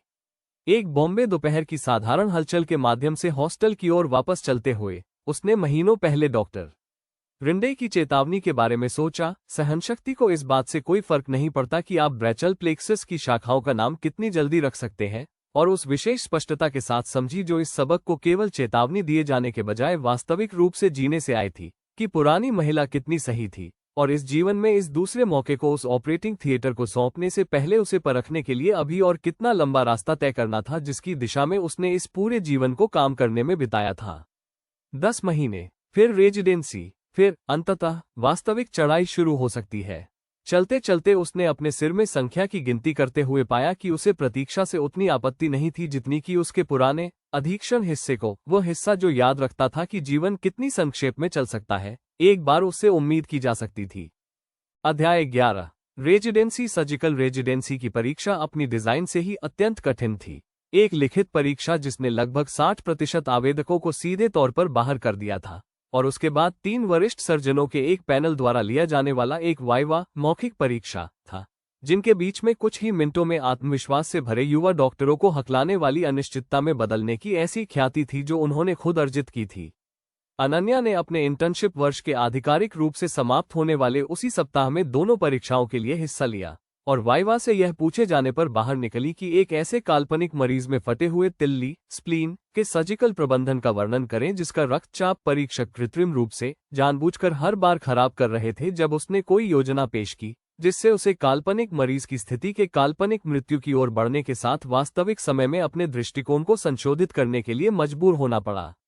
उसने तकनीक को तुरंत पहचान लिया। यह अनिवार्य रूप से एक मौखिक आघात सिमुलेशन, वर्बल ट्रॉमा सिमुलेशन था, जो न केवल ज्ञान का परीक्षण कर रहा था बल्कि बढ़ते दबाव में स्पष्ट रूप से सोचने और अनुकूलित करने की क्षमता का भी परीक्षण कर रहा था, जो कि एक वास्तविक आपातकालीन थिएटर में सबसे अधिक मायने रखने वाला सटीक कौशल था।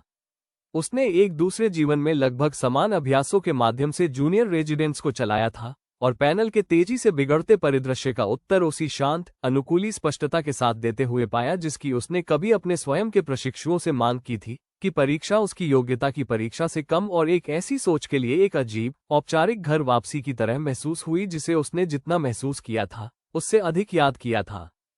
बाद में पैनल के सदस्यों में से एक, डॉक्टर भार्गवा नाम के एक बुजुर्ग सर्जन, जिनकी ख्याति पूरे अस्पताल में फैली हुई थी, ने देखा, तुम एक बार भी नहीं घबराई। अधिकांश उम्मीदवार तीसरे क्षण तक बकवास का इम्प्रोवाइजिंग करना शुरू कर देते हैं। तुमने बस इस तरह से योजना को समायोजित करना जारी रखा जैसे काल्पनिक मरीज का संकट कोई साधारण मंगलवार हो। अनन्या ने कहा, सम्मान के साथ, सर, क्या एक ट्रॉमा सर्जन का साधारण मंगलवार ऐसा ही नहीं दिखना चाहिए? डॉक्टर भार्गवा के मुंह में एक अजीब सी हलचल हुई, जो पूरी तरह से मुस्कान नहीं थी, उस विशेष भाव में जिसे अनन्या ने इस जीवन के 4.5 वर्षों में उन वरिष्ठ सर्जनों के लिए आरक्षित देखा था, जिन्होंने एक ऐसे जूनियर को ये बात कही थी जिसने अभी अभी कुछ ऐसा कहा था जो उन्हें परेशान कर गया था क्योंकि वह बिल्कुल सही था। उन्हें उस वर्ष के आवेदकों में सबसे अधिक अंक के साथ जनरल सर्जरी रेजिडेंसी प्रोग्राम में स्वीकार कर लिया गया था, एक ऐसा तथ्य जिसने अनुमानित रूप से रेजिडेंट्स के एक नए समूह के बीच फुसफुसाहट की एक नई लहर को जन्म दिया, जिन्होंने अपनी प्रतिष्ठा के हर इंच को अर्जित करते हुए देखने के 3.5 साल नहीं जुड़े थे, और उन्हें संदेह था, उन्हें अपने मूल बैचमेट्स द्वारा धीरे धीरे अवशोषित शिक्षा के अपने स्वयं के संस्करण की आवश्यकता होगी। डॉक्टर खेलकर ने अपनी यूनिट में बिना किसी विशेष औपचारिकता के उन्हें स्वीकार कर लिया। हालांकि जब उनका नाम रोस्टर पर दिखाई दिया तो उनकी चुप्पी की विशेष गुणवत्ता ने उन्हें शब्दों की तुलना में अधिक स्पष्ट रूप से यह बताया कि वो कितने अप्रत्याशित और कितने संतुष्ट थे। उन्होंने अपने छात्र के बजाय अपने रेजिडेंट के रूप में अपनी पहली सुबह कहा, आप समझती हैं कि इस बिंदु से पहले की सब कुछ तैयारी थी। अब जो होता है वह वास्तविक काम है। रेजिडेंसी के 6 साल, पहले जनरल सर्जरी, फिर उसके बाद आप जो भी उप विशेषज्ञता, सब स्पेशलाइजेशन चुनती है। अंडरग्रेजुएट के रूप में मेरी स्टार छात्र होने के कारण मैं आपके साथ नरमी नहीं बरतूंगा। यदि कुछ भी हो तो मेरा इरादा काफी कठिन होने का है, क्योंकि मेरा मानना है कि आप इसे सहन कर सकती है, और क्योंकि यह पेशा आपके साथ इसलिए नरमी नहीं बरतेगा क्योंकि आप कभी किसी की पसंदीदा थी। सर, मैं ऐसा चाहूंगी भी नहीं, उन्होंने कहा। अच्छा, और बिना किसी और टिप्पणी के दिन की पहली मरीज की फाइल उन्हें थमा दी, जिसे अनन्या ने डॉक्टर खेलकर की विशेष शब्दावली में वास्तविक स्वागत की अभिव्यक्ति के रूप में समझा। इसके बाद आने वाले रेजिडेंसी के वर्षों ने एक ऐसी लय के साथ ज़ाकई, प्योल ज़ाकई लिया जो परिचित और अजीब दोनों थी। अपने मूल आकार में परिचित, वार्ड राउंड और आपातकालीन कॉलों और ऑपरेटिंग थिएटर में लंबी रातों के अंतहीन चक्र को अनन्या ने अपने पुराने जीवन के अपने प्रशिक्षण वर्षों से अंतरंगता से याद किया। 1990 के दशक के बॉम्बे में इस ऑपरेटिंग थिएटर में वास्तव में उपलब्ध उपकरणों, रक्त की आपूर्ति, नैदानिक इमेजिंग के साथ काम करने वाली तकनीकों में भविष्य की तकनीक पर बनी सहज ज्ञान का अनुवाद करते हुए एक दशक की सर्जरी के अभ्यास की विशेष बनावट में अजीब, जिसकी सीमाओं के इर्द गिर्द उन्हें लगातार सावधानी से काम करना था। उन शुरुआती रेजिडेंसी के महीनों में उसने उन नैदानिक उपकरणों के लिए सहज रूप से पहुंचना बंद करना सीख लिया जो अभी तक यहां किसी भी व्यवहारिक, सुलभ रूप में मौजूद नहीं थे। सीटी एंजियोग्राफीज को उसके दिमाग में एक ऐसे विलासिता के रूप में कम कर दिया गया जिसके लिए वो कभी कभी खुद को एक कठिन आघात के मामले के दौरान इच्छा करते हुए पाती थी, इससे पहले कि वह ये याद रखे कि इस दशक के सर्जनों ने नैदानिक निर्णय, सावधानी से शारीरिक परीक्षा और उसके पुराने जीवन के तकनीक निर्भर प्रशिक्षण की तुलना में काफी अधिक सर्जिकल साहस के साथ ऐसे मामलों का प्रबंधन किया था। ये उसे अपनी रेजिडेंसी के दूसरे वर्ष में कहीं एहसास हुआ, उसे कुछ विशिष्ट तरीकों से एक बेहतर सर्जन बना रहा था जैसा कि वह पहले कभी नहीं थी। ऐसी सहज ज्ञान को तेज कर रही थी जिसे उन्नत इमेजिंग ने उसके पुराने जीवन में सर्जनों की पूरी पीढ़ी को चुपचाप क्षीण, एट्रोफी होने की अनुमति दी थी। अपने दूसरे वर्ष के आधे रास्ते में एक छुरा घोंपने के शिकार पर एक खोजपूर्ण लेप्रोटमी का प्रबंधन करते हुए डॉक्टर खेलकर ने एक बार देखा, आप ऐसे व्यक्ति की तरह ऑपरेट करती हैं जिसने स्कैन के बिना एक करियर बिताया है। आपके स्तर के अधिकांश रेजिडेंट्स अभी भी आधे निश्चित रूप से किसी मरीज को खोलना चाहते हैं कि उन्हें क्या मिलेगा। आप हर मरीज को ऐसे खोलती हैं जैसे आप वास्तव में नहीं जानती हैं और तदनुसार खोज करती हैं। यह आदत आपके करियर के बाकी हिस्सों के लिए अच्छी सेवा करेगी, जहां भी चिकित्सा अंततः इस देश की तकनीक को ले जाती है। स्कैन झूठ बोलते हैं कभी कभी।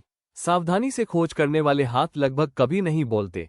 ये रेजिडेंसी के अपने तीसरे वर्ष के दौरान एक विशेष रूप से दंडित करने वाली ऑन कॉल रोटेशन में गहराई से था कि अनन्या ने पहली बार डॉक्टर अरुण राव को ठीक से नोटिस किया। उन्होंने एक विजिटिंग कार्डियोथोरेसिक फेलो के रूप में अस्पताल में प्रवेश किया था, आंशिक रूप से बॉम्बे में और आंशिक रूप से इस दशक के लिए असामान्य रूप से संयुक्त राज्य अमेरिका के एक अस्पताल में प्रशिक्षित किया गया था, जिसने उन्हें ऐसी तकनीकों के संपर्क में लाया था जिन्हें अनन्या ने निजी तौर पर चुपचाप अपने पुराने जीवन के ज्ञान के खिलाफ मापा था। वो उन अधिकांश सलाहकारों से छोटे थे जिनके साथ काम करने की अनन्या आदी हो गई थी, शायद 30-4, 30-5, किसी ऐसे व्यक्ति की विशेष शांत, कम करके आके गए क्षमता के साथ जिसने स्पष्ट रूप से इतनी मेहनत की थी और इतनी कठिन परीक्षा दी थी कि उसे अब उस आत्मविश्वास का प्रदर्शन करने की कोई आवश्यकता महसूस नहीं हुई जो उसके पास वास्तविक रूप से था। उन्हें पहली बार एक ऐसे मामले में एक साथ फेंका गया था जो किसी भी दशक में एक अत्यधिक अनुभवी सर्जिकल टीम का भी परीक्षण करता, एक युवा व्यक्ति जिसके सीने में एक ऐसा छुरा लगा था जिसने पेरिकार्डियम और चिंताजनक रूप से दाहिने राइट वेंट्रिकल के किनारे को भी काट दिया था, जो आपातकालीन टीम के प्रारंभिक आकलन की तुलना में तेजी से पेरिकॉर्डियल थैली पेरिकार्डल सैक में खून बह रहा था। तेजी से किफायती आंदोलनों के साथ मरीज की परीक्षा करते हुए डॉक्टर राव ने कहा, टैम्पोनेड। हमें अभी सीने को खोलने की जरूरत है, औपचारिक थिएटर सेटअप का इंतजार करने की नहीं। डॉक्टर कुलकर्णी, मैंने सर्जिकल विभाग के आधे हिस्से से आपके बारे में सुना है। क्या आप किसी ऐसी चीज पर सहायता करने की परवाह करती हैं जो यदि हम झिझकते हैं तो अगले 10 मिनट में इस आदमी को मारने का प्रयास करेगी? डॉक्टर राव, मुझे खुशी होगी। इसके बाद जो हुआ वह अनन्या के लिए इस पूरे दूसरे जीवन के अधिक वास्तव में उत्साहजनक ऑपरेशनों में से एक था, एक तेजी से संपीड़ित दिल के खिलाफ दौड़। डॉक्टर राव के कार्डियोथोरेसिक प्रशिक्षण ने कार्डियक ऊतक के साथ तकनीकी प्रवाह का स्तर प्रदान किया जिसे अनन्या अपने पुराने जीवन के व्यापक आघात के अनुभव के बावजूद वास्तविक समय में सही सीखती हुई पाए। भले ही दबाव में उसके अपने स्थिर हाथ और शांत अनुकूली सहज ज्ञान ने प्रक्रिया के पाठ्यक्रम पर उसके पार काम करने वाले सर्जन से एक बढ़ती हुई स्पष्ट सम्मान अर्जित की। उन्होंने वेंट्रिकुलर लैसरेशन को एक साथ बंद कर दिया। मरीज का दिल उनके हाथों के नीचे अपनी स्थिर लय को कार्डियक सर्जरी के विशेष शांत चमत्कार के साथ फिर से शुरू कर दिया, जो कभी भी अपनी आश्चर्य को पूरी तरह से नहीं खोता था, चाहे अनन्या ने इसे 2 जीवन काल में कितनी भी बार देखा हो, और हर वास्तव में खतरनाक मामले के सफलतापूर्वक समाप्त होने के बाद आने वाले थके हुए एड्रेनालाइन भीगे सन्नाटे में टेबल से पीछे हट गए। धीमी अविश्वासी सिर हिलाकर अपने दस्तानों को खींचते हुए डॉक्टर राव ने कहा, वह आपके स्तर के एक रेजिडेंट से मैंने जो काम देखा है उनमें से कुछ सबसे शांत काम था। अधिकांश लोग सक्रिय रूप से बहने वाली कार्डियक चोट का सामना करने वाले पहली बार या तो जम जाते हैं या लापरवाही में ओवरकॉक्ट करते हैं। आपने न तो किया। अनन्या ने कहा, मेरे पास अच्छे शिक्षक रहे हैं, जो अपने स्वयं के सावधान तरीके से पूरी तरह से सच था। यदि डॉक्टर राव समझ सकते थे उससे कहीं अधिक स्तरित था। एक आसान वास्तविक गर्माहट उनकी आवाज में प्रवेश करते हुए उन्होंने कहा, मैं इसके बारे में कभी सुनना चाहूंगा। शायद रात के खाने के बाद, अगर रेजिडेंसी कभी आपको आपातकालीन कॉलों से मुक्त एक शाम प्रदान करती है। मैं इस बारे में अधिक सुनना चाहूंगा कि कैसे एक जनरल सर्जरी रेजिडेंट ने इस तरह के दिल को संभालना सीखा। अनन्या ने इस पूरे दूसरे जीवन में पहली बार ईमानदारी से अनिश्चित पाया कि कैसे एक ऐसे सवाल का जवाब दिया जाए जिसका चिकित्सा से कोई लेना देना नहीं था। उसने अंततः कहा, शायद अगले हफ्ते मेरे पास एक शाम खाली हो और आपातकालीन ऑपरेशन के अपने आप में होने वाले परिश्रम से थोड़ा अधिक तेजी से धड़कने वाले अपने दिल के साथ बाद में रेजिडेंसी क्वार्टर की ओर वापस चलते हुए पाया कि उसका कुछ हिस्सा, वह हिस्सा जो अपने तलाक में खोए हुए परिवार के लिए बहुत थका हुआ, बहुत केंद्रित, बहुत दुखी बिता चुका था, कभी भी कुछ नया बनाने पर विचार करने के लिए शांत सावधानी से इस बारे में उत्सुक था कि जीवन में ये दूसरा असंभव मौका अभी भी उसे ऑपरेटिंग थिएटर के अलावा क्या पेशकश करने के लिए जगह हो सकता है, जिसे वह पहले ही अटूट रूप से इसके बाकी हिस्सों को दे चुकी थी। अध्याय 12। एक शाम की छुट्टी। अनन्या ने अस्पताल की कैंटीन के बाहर इतने लंबे समय से रात का खाना नहीं खाया था जितनी आसानी से वो गणना कर सकती थी। और उसने अपने रेजिडेंस क्वार्टर के छोटे से आईने में शाम के लिए तैयार होते समय पाया कि वह वास्तव में ये सोचना भूल चुकी थी कि कपड़ों को इस बात के व्यवहारिक प्रश्न के अलावा किसी अन्य चीज के रूप में कैसे देखा जाए कि कौन सी चीज बिना बदले 12 घंटे की शिफ्ट को सहन कर लेगी। प्रिया, जिसने इसके बारे में पता चलते ही इस अफसर की अनधिकृत सलाहकार के रूप में खुद को नियुक्त कर लिया था, उसके पीछे संकीर्ण बिस्तर पर पालथी मारकर बैठी थी और उस विशेष प्रसन्न ऊर्जा को विकीर्ण कर रही थी जो किसी ऐसे व्यक्ति की होती है जो इस विशिष्ट विकास को देखने के लिए 4.5 साल से इंतजार कर रहा था। प्रिया ने कहा, तुम एक सूती कुर्ते को जरूरत से ज्यादा सोच रही हो। ये रात का खाना है, कोई वाइवा नहीं।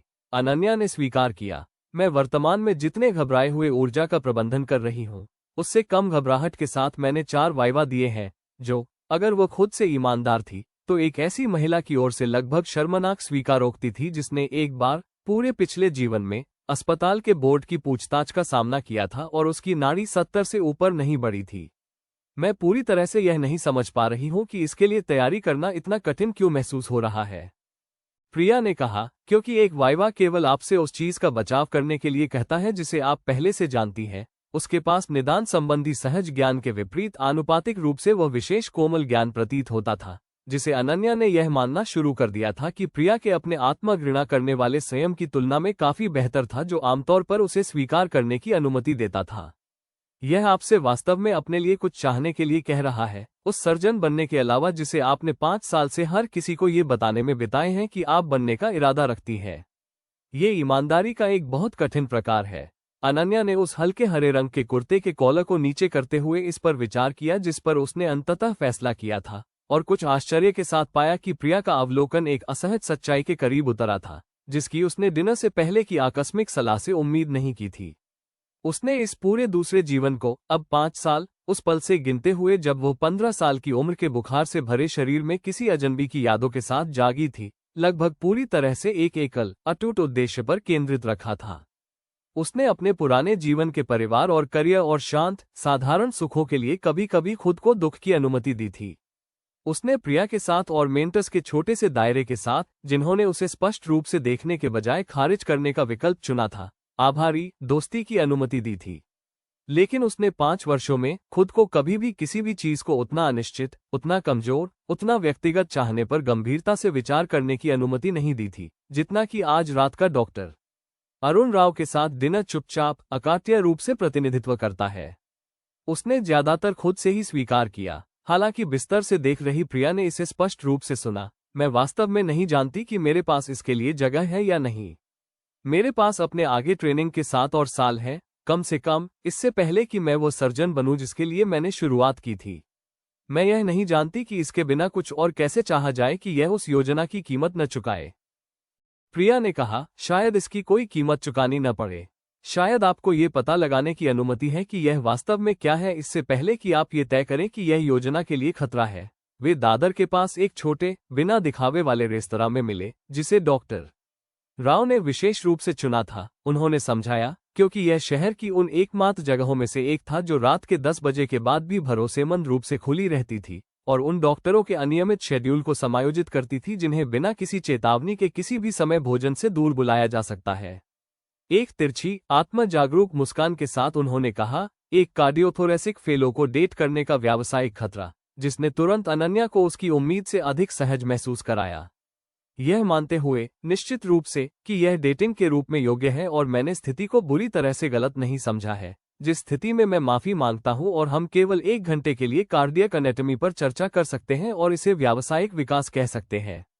अनन्या ने खुद को थोड़ा आश्चर्यचकित करते हुए कहा, मुझे लगता है कि यह योग्य है। ये देखते हुए कि स्वीकृति कितनी आसानी से आ गई, और ये देखते हुए कि उनके उत्तर पर उनके चेहरे पर कुछ गर्म और वास्तव में प्रसन्न हुआ। रेजिडेंस क्वार्टर से उसने जो घबराया हुआ, अपरिचित तनाव उठाया था, उसका कुछ हिस्सा पहले ही चुपचाप ढीला होना शुरू हो चुका था। एक बार जब वे शुरुआती असहजता से आगे निकल गए, तो बातचीत उनकी उम्मीद से कहीं अधिक आसानी से आगे बढ़ी। डॉक्टर राव, ये पता चला, एक शुष्क, कम करके आंके गए हास्य के अधिकारी थे जो ज्यादातर गंभीर बातचीत के अंतराल के बीच उभरते थे, और उनके बारे में एक स्पष्ट, वास्तविक जिज्ञासा थी जो उनकी पेशेवर प्रतिष्ठा से काफी आगे तक फैली हुई थी। जो अनन्या को दूसरे कोर्स के दौरान कहीं महसूस हुआ, वो विशिष्ट बात थी जिसकी उसने सबसे कम उम्मीद की थी और सबसे चुपचाप लालसा की थी।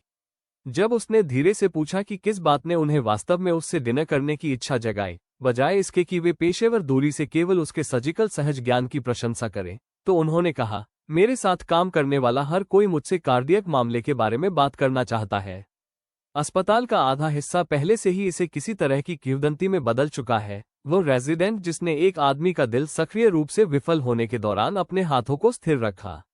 लेकिन किसी ने वास्तव में मुझसे यह नहीं पूछा कि जब हम उस वेंट्रिकल को बंद कर रहे थे तो मैंने आपके बारे में क्या देखा, जो ये है कि आपने बिना कहे 2 बार एक ऑपरेशन के बीच में एनेस्थेटिस्ट की रीडिंग की जांच करना जारी रखा, जो लगभग किसी को भी सर्जिकल क्षेत्र पर पूरी तरह से सुरंग दृष्टि टनल विजनिंग करने के लिए माफ कर देता।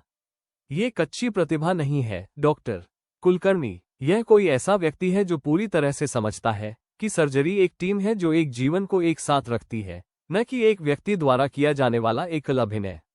मैं आपकी उम्र के कई ऐसे सर्जनों से नहीं मिलता जिन्होंने वास्तव में इसे अभी तक आंतरिक रूप से आत्मसात कर लिया हो। कुछ लोग पूरे करियर में कभी नहीं करते।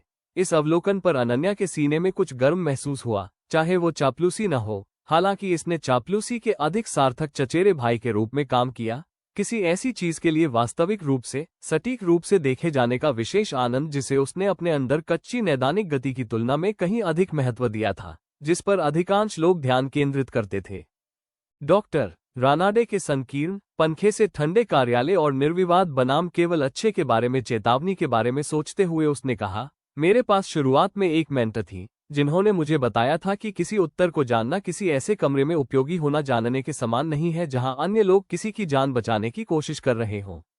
मुझे नहीं लगता कि मैं इसे कभी भूली हूं। डॉक्टर राव ने सहमति व्यक्त की। Smart mentor. अनन्या ने सहमति व्यक्त की, और पूरी तरह से इसका मतलब यही था, सबसे स्मार्ट जो मेरे पास रही है। उन्होंने लगभग 3 घंटे तक बात की, चिकित्सा के बारे में, अनिवार्य रूप से उस तरीके से जिससे 2 लोग जिन्होंने अपनी पूरी वयस्क पहचान पेशे के आसपास बनाई थी, मुश्किल से बच सकते थे। लेकिन धीरे धीरे अस्पताल से दूर की चीजों के बारे में भी बात की, जितनी शाम तक पहुंचने की उम्मीद दोनों में से किसी ने नहीं की थी। डॉक्टर राव ने संयुक्त राज्य अमेरिका में अपने प्रशिक्षण के वर्षों के बारे में तकनीकी जोखिम के लिए कृतज्ञता के एक जटिल मिश्रण और चुपचाप निराशा के साथ बात की, ये देखते हुए कि भारत की सार्वजनिक अस्पताल प्रणाली की तुलना में वहां के संसाधन कितने आगे थे।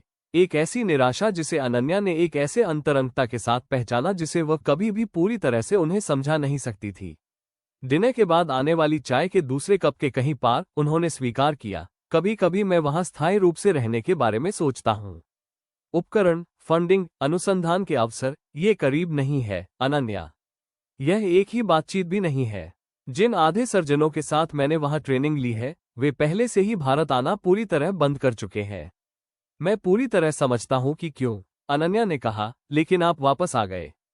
उन्होंने सहमति व्यक्त करते हुए कहा, मैं वापस आ गया। उनके भाव में कुछ अधिक गंभीर प्रवेश कर गया, क्योंकि मैं वहां अपने दूसरे वर्ष में खोए हुए एक विशिष्ट मरीज के बारे में सोचता रहा। एक बुजुर्ग भारतीय आप्रवासी, कार्डियक मामला, तकनीकी रूप से उपलब्ध संसाधनों के साथ बचाने की हमारी क्षमता के भीतर अच्छी तरह से। वो वैसे भी मर गए, ज्यादातर, मैं यह विश्वास करने लगा, क्योंकि उस अस्पताल में किसी ने भी एक डरे हुए अंग्रेजी सीमित मरीज के साथ इस तरह से संवाद करना कभी नहीं सीखा था जो उसे योजना पर भरोसा करने देता कि वह समय पर इसके लिए सहमति दे सके। मैं सोचता रहा, इस देश में कहीं उनके जैसे 10,000 मरीज हैं जिन्हें किसी ऐसे व्यक्ति की जरूरत है जो वास्तव में अत्याधुनिक और उस संदर्भ दोनों को समझता है जिसके अंदर उन्हें इस पर भरोसा करने के लिए कहा जा रहा है। मैंने फैसला किया कि मैं यहाँ जरूरी होना पसंद करूंगा, वास्तविक प्रभाव के साथ थोड़ा कम उन्नत काम करना, वहां आरामदायक होने की तुलना में अधिक उन्नत काम करना जिसे 1 दर्जन अन्य सर्जन मेरे बिना समान रूप से संभाल सकते थे। छोटी सी मेज के पार एक लंबे पल के लिए अनन्या ने उन्हें देखा। उनके उत्तर में कुछ एक विशेष अप्रत्याशित वजन के साथ उतरा, इसलिए नहीं कि इसने उसे चौंका दिया, बल्कि इसलिए कि इसने लगभग पूरी तरह से उस गणना को प्रतिध्वनि दी जो उसने खुद 5 साल पहले की थी। इस दशक के संस्करण को भारत के रूप में चुनना था, जो कि जीवन में उसका दूसरा मौका सैद्धांतिक रूप से उसे पेश कर सकता था। उसने चुपचाप कहा, मैं उस फैसले को आपकी तुलना में बेहतर समझती हूं, शायद आपको एहसास हो। डॉक्टर राव ने एक अधिक विचारशील, अधिक खोजबीन करने वाले भाव में स्थानांतरित होने वाली अभिव्यक्ति के साथ उसे देखते हुए कहा, मुझे संदेह होने लगा है, डॉक्टर कुलकर्णी, कि आपके बारे में बहुत कुछ ऐसा है जिसे मैं अभी तक नहीं समझता हूं। मुझे अपने खुद के आश्चर्य के लिए ये पता चलता है कि मैं ये पता लगाते रहने का मौका चाहूंगा यदि रेजिडेंसी कभी हम में से किसी को भी एक और शाम खाली प्रदान करती है। अनन्या ने अपने सीने में कुछ और ढीला महसूस करते हुए कहा, जिसे उसने 5 पूरे वर्षों से कसकर नहीं पकड़ा था। मुझे लगता है कि मैं भी यही चाहूंगी। बाद में अकेले हॉस्टल की ओर वापस चलते हुए बॉम्बे की रात की विशेष बेचैन ऊर्जा से अभी भी व्यस्त सड़कों के माध्यम से अनन्या ने खुद को उसी सावधान विचारहीन ध्यान के साथ शाम को बदलते हुए पाया जो उसने एक कठिन मामले की समीक्षा करने के लिए लाया था। इसलिए नहीं कि इसके बारे में कुछ भी गलत हो गया था, बल्कि इसलिए कि इसके बारे में सब कुछ अप्रत्याशित रूप से, असंगत रूप से सही हो गया था, और उसके कुछ पुराने सतर्क हिस्से ने, जो पूरे पिछले जीवन के नुकसान के बीच जाली था, यह नहीं जानता था कि एक ऐसी शाम के साथ क्या करना है जिसने उससे अपने आप को जानने का आनंद लेने के अलावा और कुछ नहीं मांगा था। उसने अपने चाचा की चेतावनी के बारे में सोचा, साल पहले, अपने आगे के 12 साल के रास्ते के बारे में, उन अच्छे पुरुषों के बारे में जो किसी के लिए इतनी लंबी प्रतीक्षा नहीं करते थे। उसने डॉक्टर राव की आसान, वास्तविक गर्माहट के बारे में सोचा, और इस बात की उनकी अपनी स्पष्ट समझ के बारे में सोचा कि उसके जैसी करियर को एक साथी को स्वीकार करने के लिए किस तरह के मान, अप्रत्याशित जीवन की आवश्यकता होती है। वो नहीं जानती थी, गर्म बॉम्बे की रात के माध्यम से अपने दिल के साथ चलते हुए कुछ ऐसा महसूस कर रही थी जिसे उसने तब से पूरी तरह महसूस नहीं किया था जब से बारिश से भीगे फ्लाईओवर ने उसके जीवन के पूरे संस्करण को समाप्त नहीं किया था। क्या ये दूसरा मौका उसे करियर और प्यार दोनों प्रदान करना चाहता था जिसे उसने एक बार मान लिया था कि कोई व्यक्ति केवल कभी चयन कर सकता है। लेकिन 5 वर्षों में पहली बार उसने पाया कि वह वास्तव में ये पता लगाने के लिए उत्सुक थी, उस सर्जन के बजाय जिसे वह खुद में बना रही थी, बल्कि उसके साथ एक ऐसे जीवन में एक और धागे के रूप में जिसे वह तेजी से यह विश्वास करने के लिए आ रही थी कि वह अपने स्वयं के अथक अनुशासन की मांग के रूप में पूरी तरह से और उदारता से निर्माण करने की हकदार है। अध्याय 13। समिति उप विशेषज्ञता सब स्पेशलाइजेशन का चयन जनरल सर्जरी रेजिडेंसी के 3वें वर्ष के अंत में आया, जो एक औपचारिक आवेदन प्रक्रिया के रूप में था जिसने यह निर्धारित किया कि किस वरिष्ठ रेजिडेंट को अधिक प्रतिस्पर्धी सर्जिकल विषयों, कार्डियोथोरेसिक, न्यूरोसर्जरी, प्लास्टिक और पुनर्निर्माण, और उस विषय में जिसमें अनन्या को इस दशक में पैर रखने से बहुत पहले से ही पूरी निश्चितता के साथ पता था कि वह आगे बढ़ना चाहती है, ट्रॉमा और इमरजेंसी सर्जरी में आगे के प्रशिक्षण को आगे बढ़ाने की अनुमति दी जाएगी। अस्पताल की सर्जिकल संस्कृति के भीतर अधिकांश उपायों से इसे उपलब्ध रास्तों में सबसे कम ग्लैमरस माना जाता था। अपूर्वानुमेय घंटे, कार्डियोथोरेसिक सर्जरी की कोई प्रतिष्ठा या प्लास्टिक सर्जरी की प्राइवेट प्रैक्टिस की कमाई की क्षमता, इस दशक की संस्कृति में उस तरह की विशेषता जो डॉक्टरों की एक विशेष नस्ल को आकर्षित करती है, जो एक वैकल्पिक सर्जिकल करियर की चमक की तुलना में लोगों को जीवित रखने के तत्काल अनाकर्षक काम में अधिक रुचि रखती है। जब वो अपने फैसले के साथ उनके पास आई, तो डॉक्टर खेलकर ने पूछा, उनके स्वर में वास्तविक खोजबीन चिंता की तुलना में कम आश्चर्य दिखाई दे रहा था, तुम निश्चित हो? तुम समझती हो कि तुम क्या चुन रही हो, कुलकर्णी? इस देश में, इस दशक में ट्रॉमा सर्जरी का मतलब है कम फंड वाले आपातकालीन विभाग, अप्रत्याशित हिंसा, ओवरपास ढहने जैसी भारी आपदा की घटनाएं जो किसी दिन कहीं न कहीं फिर से होंगी, और आपके पास इसे देने के लिए जो कुछ भी है उसकी मांग करेगी। इसका मतलब एक ऐसा करियर है जो लगभग पूरी तरह से अन्य लोगों के जीवन की सबसे खराब रातों के आसपास बना है। कार्डियोथोरेसिक आपके हाथों का उपयोग पूरी तरह से करेगा, काफी अधिक संस्थागत सम्मान और काफी बेहतर घंटों के साथ। अनन्या ने कहा, सर, मैं अच्छी तरह जानती हूं कि मैं क्या चुन रही हूं। मैंने इसे 5 साल पहले चुना था, पहली बार जब मैंने समझा था कि यह विशेषता वास्तव में इसका अभ्यास करने वाले लोगों से क्या मांगती है। तब से लेकर अब तक की किसी भी बात ने मेरा मन नहीं बदला है। यदि कुछ भी हो तो ओवरपास ने इसकी पुष्टि कर दी। डॉक्टर खेलकर ने एक लंबे पल के लिए उसका अध्ययन किया, उनकी अभिव्यक्ति में कुछ ऐसा जम गया जो उनकी सामान्य मापी गई शांति के पीछे सावधानी से संयमित गर्व हो सकता था। तो मैं बिना किसी हिचकिचाहट के आपके आवेदन का समर्थन करूंगा। हालांकि मुझे संदेह है, कुलकर्णी, कि आप पहले से ही जानती थी कि मैं करूंगा। औपचारिक आवेदन प्रक्रिया के लिए अस्पताल की वरिष्ठ सर्जिकल समिति के समर्थन की आवश्यकता थी, विभाग के प्रमुखों का एक पैनल जिसने विशेषज्ञ प्रशिक्षण ट्रैक में प्रवेश देने या अस्वीकार करने से पहले प्रत्येक रेजिडेंट के मामले के इतिहास, शैक्षणिक रिकॉर्ड और नैदानिक प्रदर्शन की समीक्षा की। ये साधारण परिस्थितियों में अनन्या के रिकॉर्ड वाले रेजिडेंट के लिए औपचारिकता के करीब था। यह इस वर्ष औपचारिकता नहीं होने जा रही थी, क्योंकि समिति के सबसे नए सदस्य, जिन्हें 18 महीने पहले एक छोटी सर्जिकल यूनिट के प्रमुख के रूप में पदोन्नत किया गया था, डॉक्टर सालुके थे। अनन्या को अपनी समीक्षा से 3 दिन पहले समिति में उनकी नियुक्ति के बारे में प्रिया से पता चला, जिनकी आंतरिक चिकित्सा में अपनी रेजिडेंसी ने उन्हें अस्पताल की प्रशासनिक गपशप पर अनन्या के सर्जरी केंद्रित शेड्यूल की तुलना में व्यापक दृष्टिकोण प्रदान किया था। रेजिडेंट क्वार्टर में शिफ्ट के बीच में उसे ढूंढते हुए प्रिया ने कहा, मुझे लगा कि उस कमरे में कदम रखने से पहले आपको इसे मुझसे सुनना चाहिए। वो 1.5 साल से समिति में है।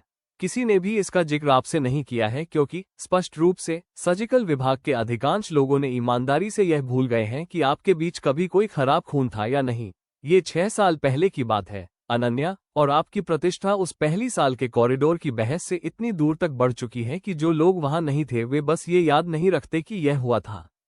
एक ऐसे व्यक्ति की विशेष शांत निश्चितता के साथ जिसने 6 साल में ये पढ़ना सीख लिया था कि कुछ पुरुषों में कुछ द्वेष कितनी देर तक टिकते हैं। अनन्या ने कहा, उन्हें याद रहेगा। प्रिया ने कहा, डॉक्टर रानाडे को भी याद है। मैं आज सुबह उनसे टकराई, मुझे लगता है कि वह आपको चेतावनी देना चाहती थी, बिना ये दिखाए कि वह आपको खुद चेतावनी देने के लिए पर्याप्त चिंतित थी। उन्होंने अंकगणित अरिथमेटिक के बारे में कुछ कहा। क्या इसका आपके लिए कोई मतलब है? अनन्या ने 6 साल पहले की एक कॉरिडोर की बातचीत के बारे में सोचा। वो 3 साल में आपकी सर्जिकल रेजिडेंसी पोस्टिंग को काफी कठिन या काफी आसान बनाने के लिए पर्याप्त वरिष्ठ होंगे, जो पूरी तरह से इस बात पर निर्भर करता है कि वह आपको उस लड़की के रूप में याद करते हैं जिसने उसे शर्मिंदा किया था, या उस लड़की के रूप में जो तब सही थी जब यह मायने रखता था, और मूल भविष्यवाणी की तुलना में 6 साल बाद, लेकिन देरी के लिए कम सटीक नहीं, बिल्कुल समय पर। डॉक्टर रानाडे की चेतावनी के विशेष परिचित वजन को वापस जगह पर महसूस किया। उसने कहा, इसका मतलब है कि मैं अच्छी तरह जानती हूं कि मैं किस चीज में कदम रख रही हूं। मेरे पास इसके लिए तैयारी करने के 6 साल थे। मुझे लगता है कि मैं तैयार हूं। समिति की समीक्षा अस्पताल के प्रशासनिक तल पर एक कॉन्फ्रेंस रूम में हुई। 5 वरिष्ठ सर्जनों को एक लंबी मेज के चारों ओर बैठाया गया। अनन्या की फाइल उनमें से प्रत्येक के सामने खुली थी। डॉक्टर खेलकर उनमें से एक शांत, जानबूझकर आश्वस्त करने वाले के रूप में बैठे थे। हालांकि समिति के प्रोटोकॉल का मतलब था कि वह अपने नैदानिक रिकॉर्ड की तथ्यात्मक सटीकता की पुष्टि करने से परे सीधे तौर पर उसकी ओर से वकालत नहीं कर सकते थे। समीक्षा काफी आसानी से शुरू हुई। उसके मामले के इतिहास, उसके शैक्षणिक प्रदर्शन के बारे में सवाल, ओवरपास ढहने पर एक संक्षिप्त चर्चा जो इस बिंदु तक अस्पताल की किंवदंती के करीब कुछ बन गई थी। 5 समिति सदस्यों में से 2 द्वारा ट्रॉमा सर्जरी की मांग की गई सटीक रचना के प्रमाण के रूप में अनुमोदन से उद्धृत की गई थी। फिर डॉक्टर सालुके ने पहली बार बात की, एक ऐसे व्यक्ति के विशेष सावधान, उचित स्वर के साथ, जिसने स्पष्ट रूप से इस बात का पूर्वाभ्यास किया था कि अपनी आपत्ति को ऐसी भाषा में कैसे तैयार किया जाए जो व्यक्तिगत शिकायत के बजाय पेशेवर चिंता की तरह लगे। उन्होंने कहा, मेरे कुछ आरक्षण है। डॉक्टर कुलकर्णी का नैदानिक रिकॉर्ड अकाट्य रूप से मजबूत है। मैं उस पर विवाद नहीं करता हूं। मेरी चिंता स्वभाव, टेम्परामेंट के बारे में है। विशेष रूप से यह संकट में कमान पदानुक्रम के पूर्ण सम्मान के लिए ट्रॉमा सर्जरी की मांग से संबंधित है। मुझे एक छात्र के रूप में उनके पहले वर्ष से एक ऐसी घटना याद है जहां उन्होंने उचित चैनलों के माध्यम से अपनी चिंता उठाने के बजाय सार्वजनिक रूप से एक पूरी शिक्षण दौर के सामने एक वरिष्ठ रेजिडेंट के नैदानिक फैसले को ओवरराइड किया था। अपनी आवाज को भ्रामक रूप से हल्का करते हुए डॉक्टर खेलकर ने कहा, उस घटना में एक छिद्रित अपेंडिक्स वाला मरीज शामिल था जो कैजुअल्टी मेडिकल ऑफिसर की अपनी बात की रिपोर्ट के अनुसार डॉक्टर कुलकर्णी द्वारा अपनी चिंता बढ़ाने पर संभावित रूप से घातक गिरावट के शायद 20 मिनट के भीतर था।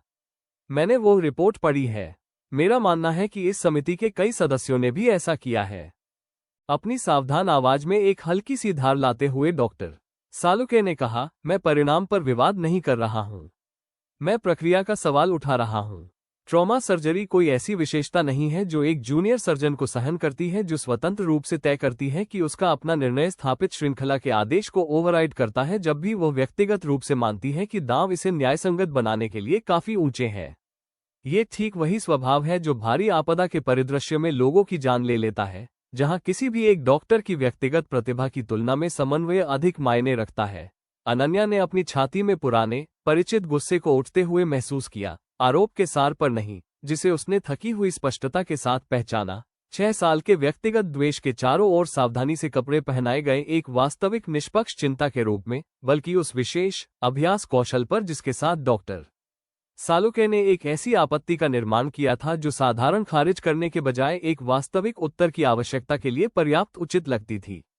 वो 2 पूरे जीवन में पहले से ही सीख चुकी थी कि इस पल को उससे क्या चाहिए था, रक्षात्मक गुस्सा नहीं, जो केवल डॉक्टर सालों के द्वारा उठाए गए स्वभाव की चिंता की पुष्टि करेगा, बल्कि वही शांत, साक्ष्य आधारित स्पष्टता जिसने 6 साल पहले पहली बार डॉक्टर रानाडे की सुरक्षा जीती थी और 6 साल बाद ये तय करने वाली थी कि वह विशेषता जिसके लिए उसने इस पूरे दूसरे जीवन का निर्माण किया था, वास्तव में उसे दी जाएगी या नहीं। डॉक्टर सालुके के बजाय समिति के अध्यक्ष को संबोधित करते हुए उसने पूछा, क्या मैं सीधे उत्तर दे सकती हूँ, सर? आगे बढ़ें, डॉक्टर कुलकर्णी पूरी तरह से बिना किसी गर्मी के अपनी आवाज को समतल, मापा हुआ रखते हुए उसने कहा, डॉक्टर सालुके सार में एक उचित चिंता उठाते हैं। एक सर्जन जो मानती है कि उसका अपना निर्णय हमेशा कमान की श्रृंखला को ओवरराइड करता है, भारी आपदा परिदृश्य में वास्तव में खतरनाक है, और मैं उस सिद्धांत पर बिल्कुल भी विवाद नहीं करती हूँ। मैं समिति से इसके बजाय ये देखने के लिए कहती हूँ कि मैंने 6 साल के अभ्यास में वास्तव में क्या किया है, न कि केवल एक छात्र के रूप में मेरे पहले सप्ताह की एक घटना, जब मैं 18 वर्ष की थी और अभी तक यह नहीं सीख पाई थी कि सही होने और उस पर अभिनय करने के तरीके के बारे में समझदार होने के बीच क्या अंतर है। वो थोड़ा मुड़ी, अब एक पूरे के रूप में कमरे को संबोधित करते हुए। सायन ओवरपास ढहने के दौरान मैंने प्रोटोकॉल की आवश्यकता होने पर फैसलों को उसके पास बढ़ाते हुए, उसकी प्रणाली का पालन करते हुए 4 घंटे के लिए डॉक्टर शेख के प्रत्यक्ष अधिकार के तहत ट्राइएड चलाया। जब मैंने तनाव न्यूमोथोराइक्स में एक मरीज पर एक आपातकालीन सुई डिकम्प्रेशन का प्रदर्शन किया, तो मैंने स्वतंत्र रूप से नहीं, बल्कि मेरे कंधे पर देखते हुए डॉक्टर शेख के स्पष्ट वास्तविक समय के प्राधिकरण के साथ ऐसा किया। मेरी रेजिडेंसी की हर केस फाइल एक ही पैटर्न दिखाती है। मैं लगातार अपने वरिष्ठों के पास जाती हूँ, मैं स्थापित प्रोटोकॉल का सख्ती से पालन करती हूँ, और जिन मुट्ठी भर बार मैंने वास्तविक स्वतंत्रता के साथ अभिनय किया है, वे ऐसे क्षण थे जहां कुछ ही मिनटों की देरी से बहुत संभावना है कि एक मरीज की जान चली जाती, और जहां उस पल में मेरे लिए उपलब्ध वरिष्ठ प्राधिकरण या तो इसे सुनने पर तुरंत मेरे आकलन से सहमत हो गया, या बिल्कुल भी परामर्श करने के लिए शारीरिक रूप से उपस्थित नहीं था। वो रुकी, कमरे में सन्नाटे को उतनी ही देर तक सेटल होने दिया जितनी देर उसने उपयोगी आंकी। मैं समिति से यह विचार करने के लिए कहती हूँ कि जिस स्वभाव का वर्णन डॉक्टर सालुके एक दायित्व के रूप में कर रहे हैं, जब कोई जीवन वास्तव में तुरंत दांव पर हो तो निर्णायक रूप से कार्य करने की इच्छा, वह भी है ठीक वही स्वभाव जिसकी इस विशेषता को आवश्यकता होती है। ट्रॉमा सर्जरी हमेशा एक रेजिडेंट को उस सटीक पल में पूरी तरह से स्टाफेड कमांड श्रृंखला की विलासिता प्रदान नहीं करती है जब निर्णय लिया जाना है। मेरा मानना है कि मेरा 6 साल का रिकॉर्ड ये प्रदर्शित करता है कि मैं उन दोनों स्थितियों के बीच के अंतर को समझती हूँ और प्रत्येक में तदनुसार कार्य करती हूँ। कमरा एक लंबे पल के लिए शांत रहा। डॉक्टर सालुके की अभिव्यक्ति लगभग अदृश्य रूप से तंग हो गई थी, एक ऐसे व्यक्ति की विशेष नियंत्रित निराशा जो एक सावधानी से निर्मित तर्क को ऐसे साक्ष्य के साथ नष्ट होते देख रहा था जिस पर वो आसानी विवाद नहीं कर सकता था। समिति के अध्यक्ष डॉक्टर मिस्त्री नाम के एक बुजुर्ग सर्जन, जिन्होंने पूरे आदान प्रदान के दौरान बहुत कम कहा था, ने अंततः बात की। मैंने इस बैठक की तैयारी में डॉक्टर कुलकर्णी की पूरी रेजिडेंसी फाइल की समीक्षा की है। मैं समिति के रिकॉर्ड के लिए यह नोट करूंगा कि 6 साल के अभ्यास में दर्जनों प्रलेखित आपातकालीन हस्तक्षेपों में एक भी मामला ऐसा नहीं है जहां बाद में उनका स्वतंत्र निर्णय गलत पाया गया हो, और न ही एक भी मामला ऐसा है जहां किसी वरिष्ठ सहकर्मी ने बात के समय में औपचारिक रूप से उनके आकलन पर विवाद किया हो। इन फाइलों की समीक्षा करने के मेरे काफी अनुभव में यह एक अत्यंत असामान्य रिकॉर्ड है। मैं ट्रॉमा सर्जरी प्रशिक्षण ट्रैक के लिए उनके आवेदन को स्वीकृत करने के लिए इच्छुक हूं, और मैं ये पूछूंगा कि क्या कोई अन्य समिति सदस्य सामान्य चिंता के बजाय रिकॉर्ड पर उस सिफारिश के खिलाफ औपचारिक आपत्ति दर्ज करना चाहता है। डॉक्टर सालुके एक लंबे पल के लिए चुप रहे। कमरे के ध्यान का पूरा वजन उन पर आ गया, और अनन्या ने उन्हें वही गणना करते हुए देखा जो उसने साल पहले एक हॉस्टल के गलियारे में रोहित साठे को करते देखा था। विशेष अनिच्छुक मान्यता की उनके सामने का साक्ष्य केवल उनके बिना बहस किए जाने के लिए बहुत बढ़ गया था, हर किसी के सामने बिल्कुल व्यक्तिगत रूप से प्रेरित होने के रूप में प्रकट हुए बिना जितनी उनकी आपत्ति वास्तव में थी। अपनी आवाज को तंग करते हुए उन्होंने अंततः कहा, कोई औपचारिक आपत्ति नहीं है। मैं सिद्धांत रूप में अपनी चिंता पर कायम हूं। मुझे डॉक्टर कुलकर्णी के व्यक्तिगत रिकॉर्ड पर कोई और विशिष्ट आपत्ति नहीं है। डॉक्टर मिस्त्री ने कहा, तो समिति अगले शैक्षणिक सत्र की शुरुआत से प्रभावी ट्रॉमा और इमरजेंसी सर्जरी प्रशिक्षण ट्रैक में डॉक्टर कुलकर्णी के आवेदन को मंजूरी देती है। बधाई हो डॉक्टर कुलकर्णी। डॉक्टर खेलकर ने बाद में कॉन्फ्रेंस रूम के बाहर कॉरिडोर में उसे पाया। उनकी आमतौर पर आरक्षित अभिव्यक्ति में कुछ शांत गहराई से संतुष्ट होने लगा। उन्होंने कहा, इसे बेहद अच्छी तरह से संभाला गया। आपने एक बार भी अपनी आवाज नहीं उठाई। आपने इसे एक बार भी व्यक्तिगत नहीं बनाया। भले ही मुझे संदेह है कि आपके पास इसके हर कारण थे। आपने बस 6 साल के साक्ष्य को उनकी 6 साल की शिकायत की तुलना में अधिक जोर से बोलने दिया। एक संकीर्ण, पंखे से ठंडे कार्यालय और केवल अच्छे बनाम निर्विवाद के बीच के अंतर के बारे में एक चेतावनी के बारे में सोचते हुए अनन्या ने कहा, मैंने इसे किसी से सीखा है, सर। बहुत पहले, इससे पहले कि मैंने ठीक से शुरुआत की थी। अनन्या ने पुष्टि करते हुए कहा, डॉक्टर रानाडे, और अपनी चुनी हुई विशेषता के अंततः औपचारिक रूप से सुरक्षित होने के साथ उस कॉन्फ्रेंस रूम से दूर जाते हुए पाया कि वह दीवार जिस पर उसने 6 पूरे साल बिताए थे, एक समय में एक अकाट्य मामला, उस कमरे में नीचे आ गया था जो इस दूसरे जीवन के शुरू होने के बाद से उसके द्वारा चलाए गए लगभग किसी भी अन्य कमरे की तुलना में अधिक मायने रखता था। इसलिए नहीं कि लड़ाई खत्म हो गई थी, उसने स्पष्ट रूप से समझा, बल्कि इसलिए कि उसने अभी अभी उस कमरे में जहां ये सबसे ज्यादा मायने रखता था, ये साबित कर दिया था कि यह एक ऐसी लड़ाई थी जिसे वह जानती थी अब तक कि इसे कैसे जीतना है। तो दोस्तों, अगर ये दास्तान आपको पसंद आए हो तो आरके स्टोरी ऑफ ड्रीम को लाइक करें, सब्सक्राइब करें और घंटी वाला बटन यानी बेल आइकॉन दबाना बिल्कुल न भूलें।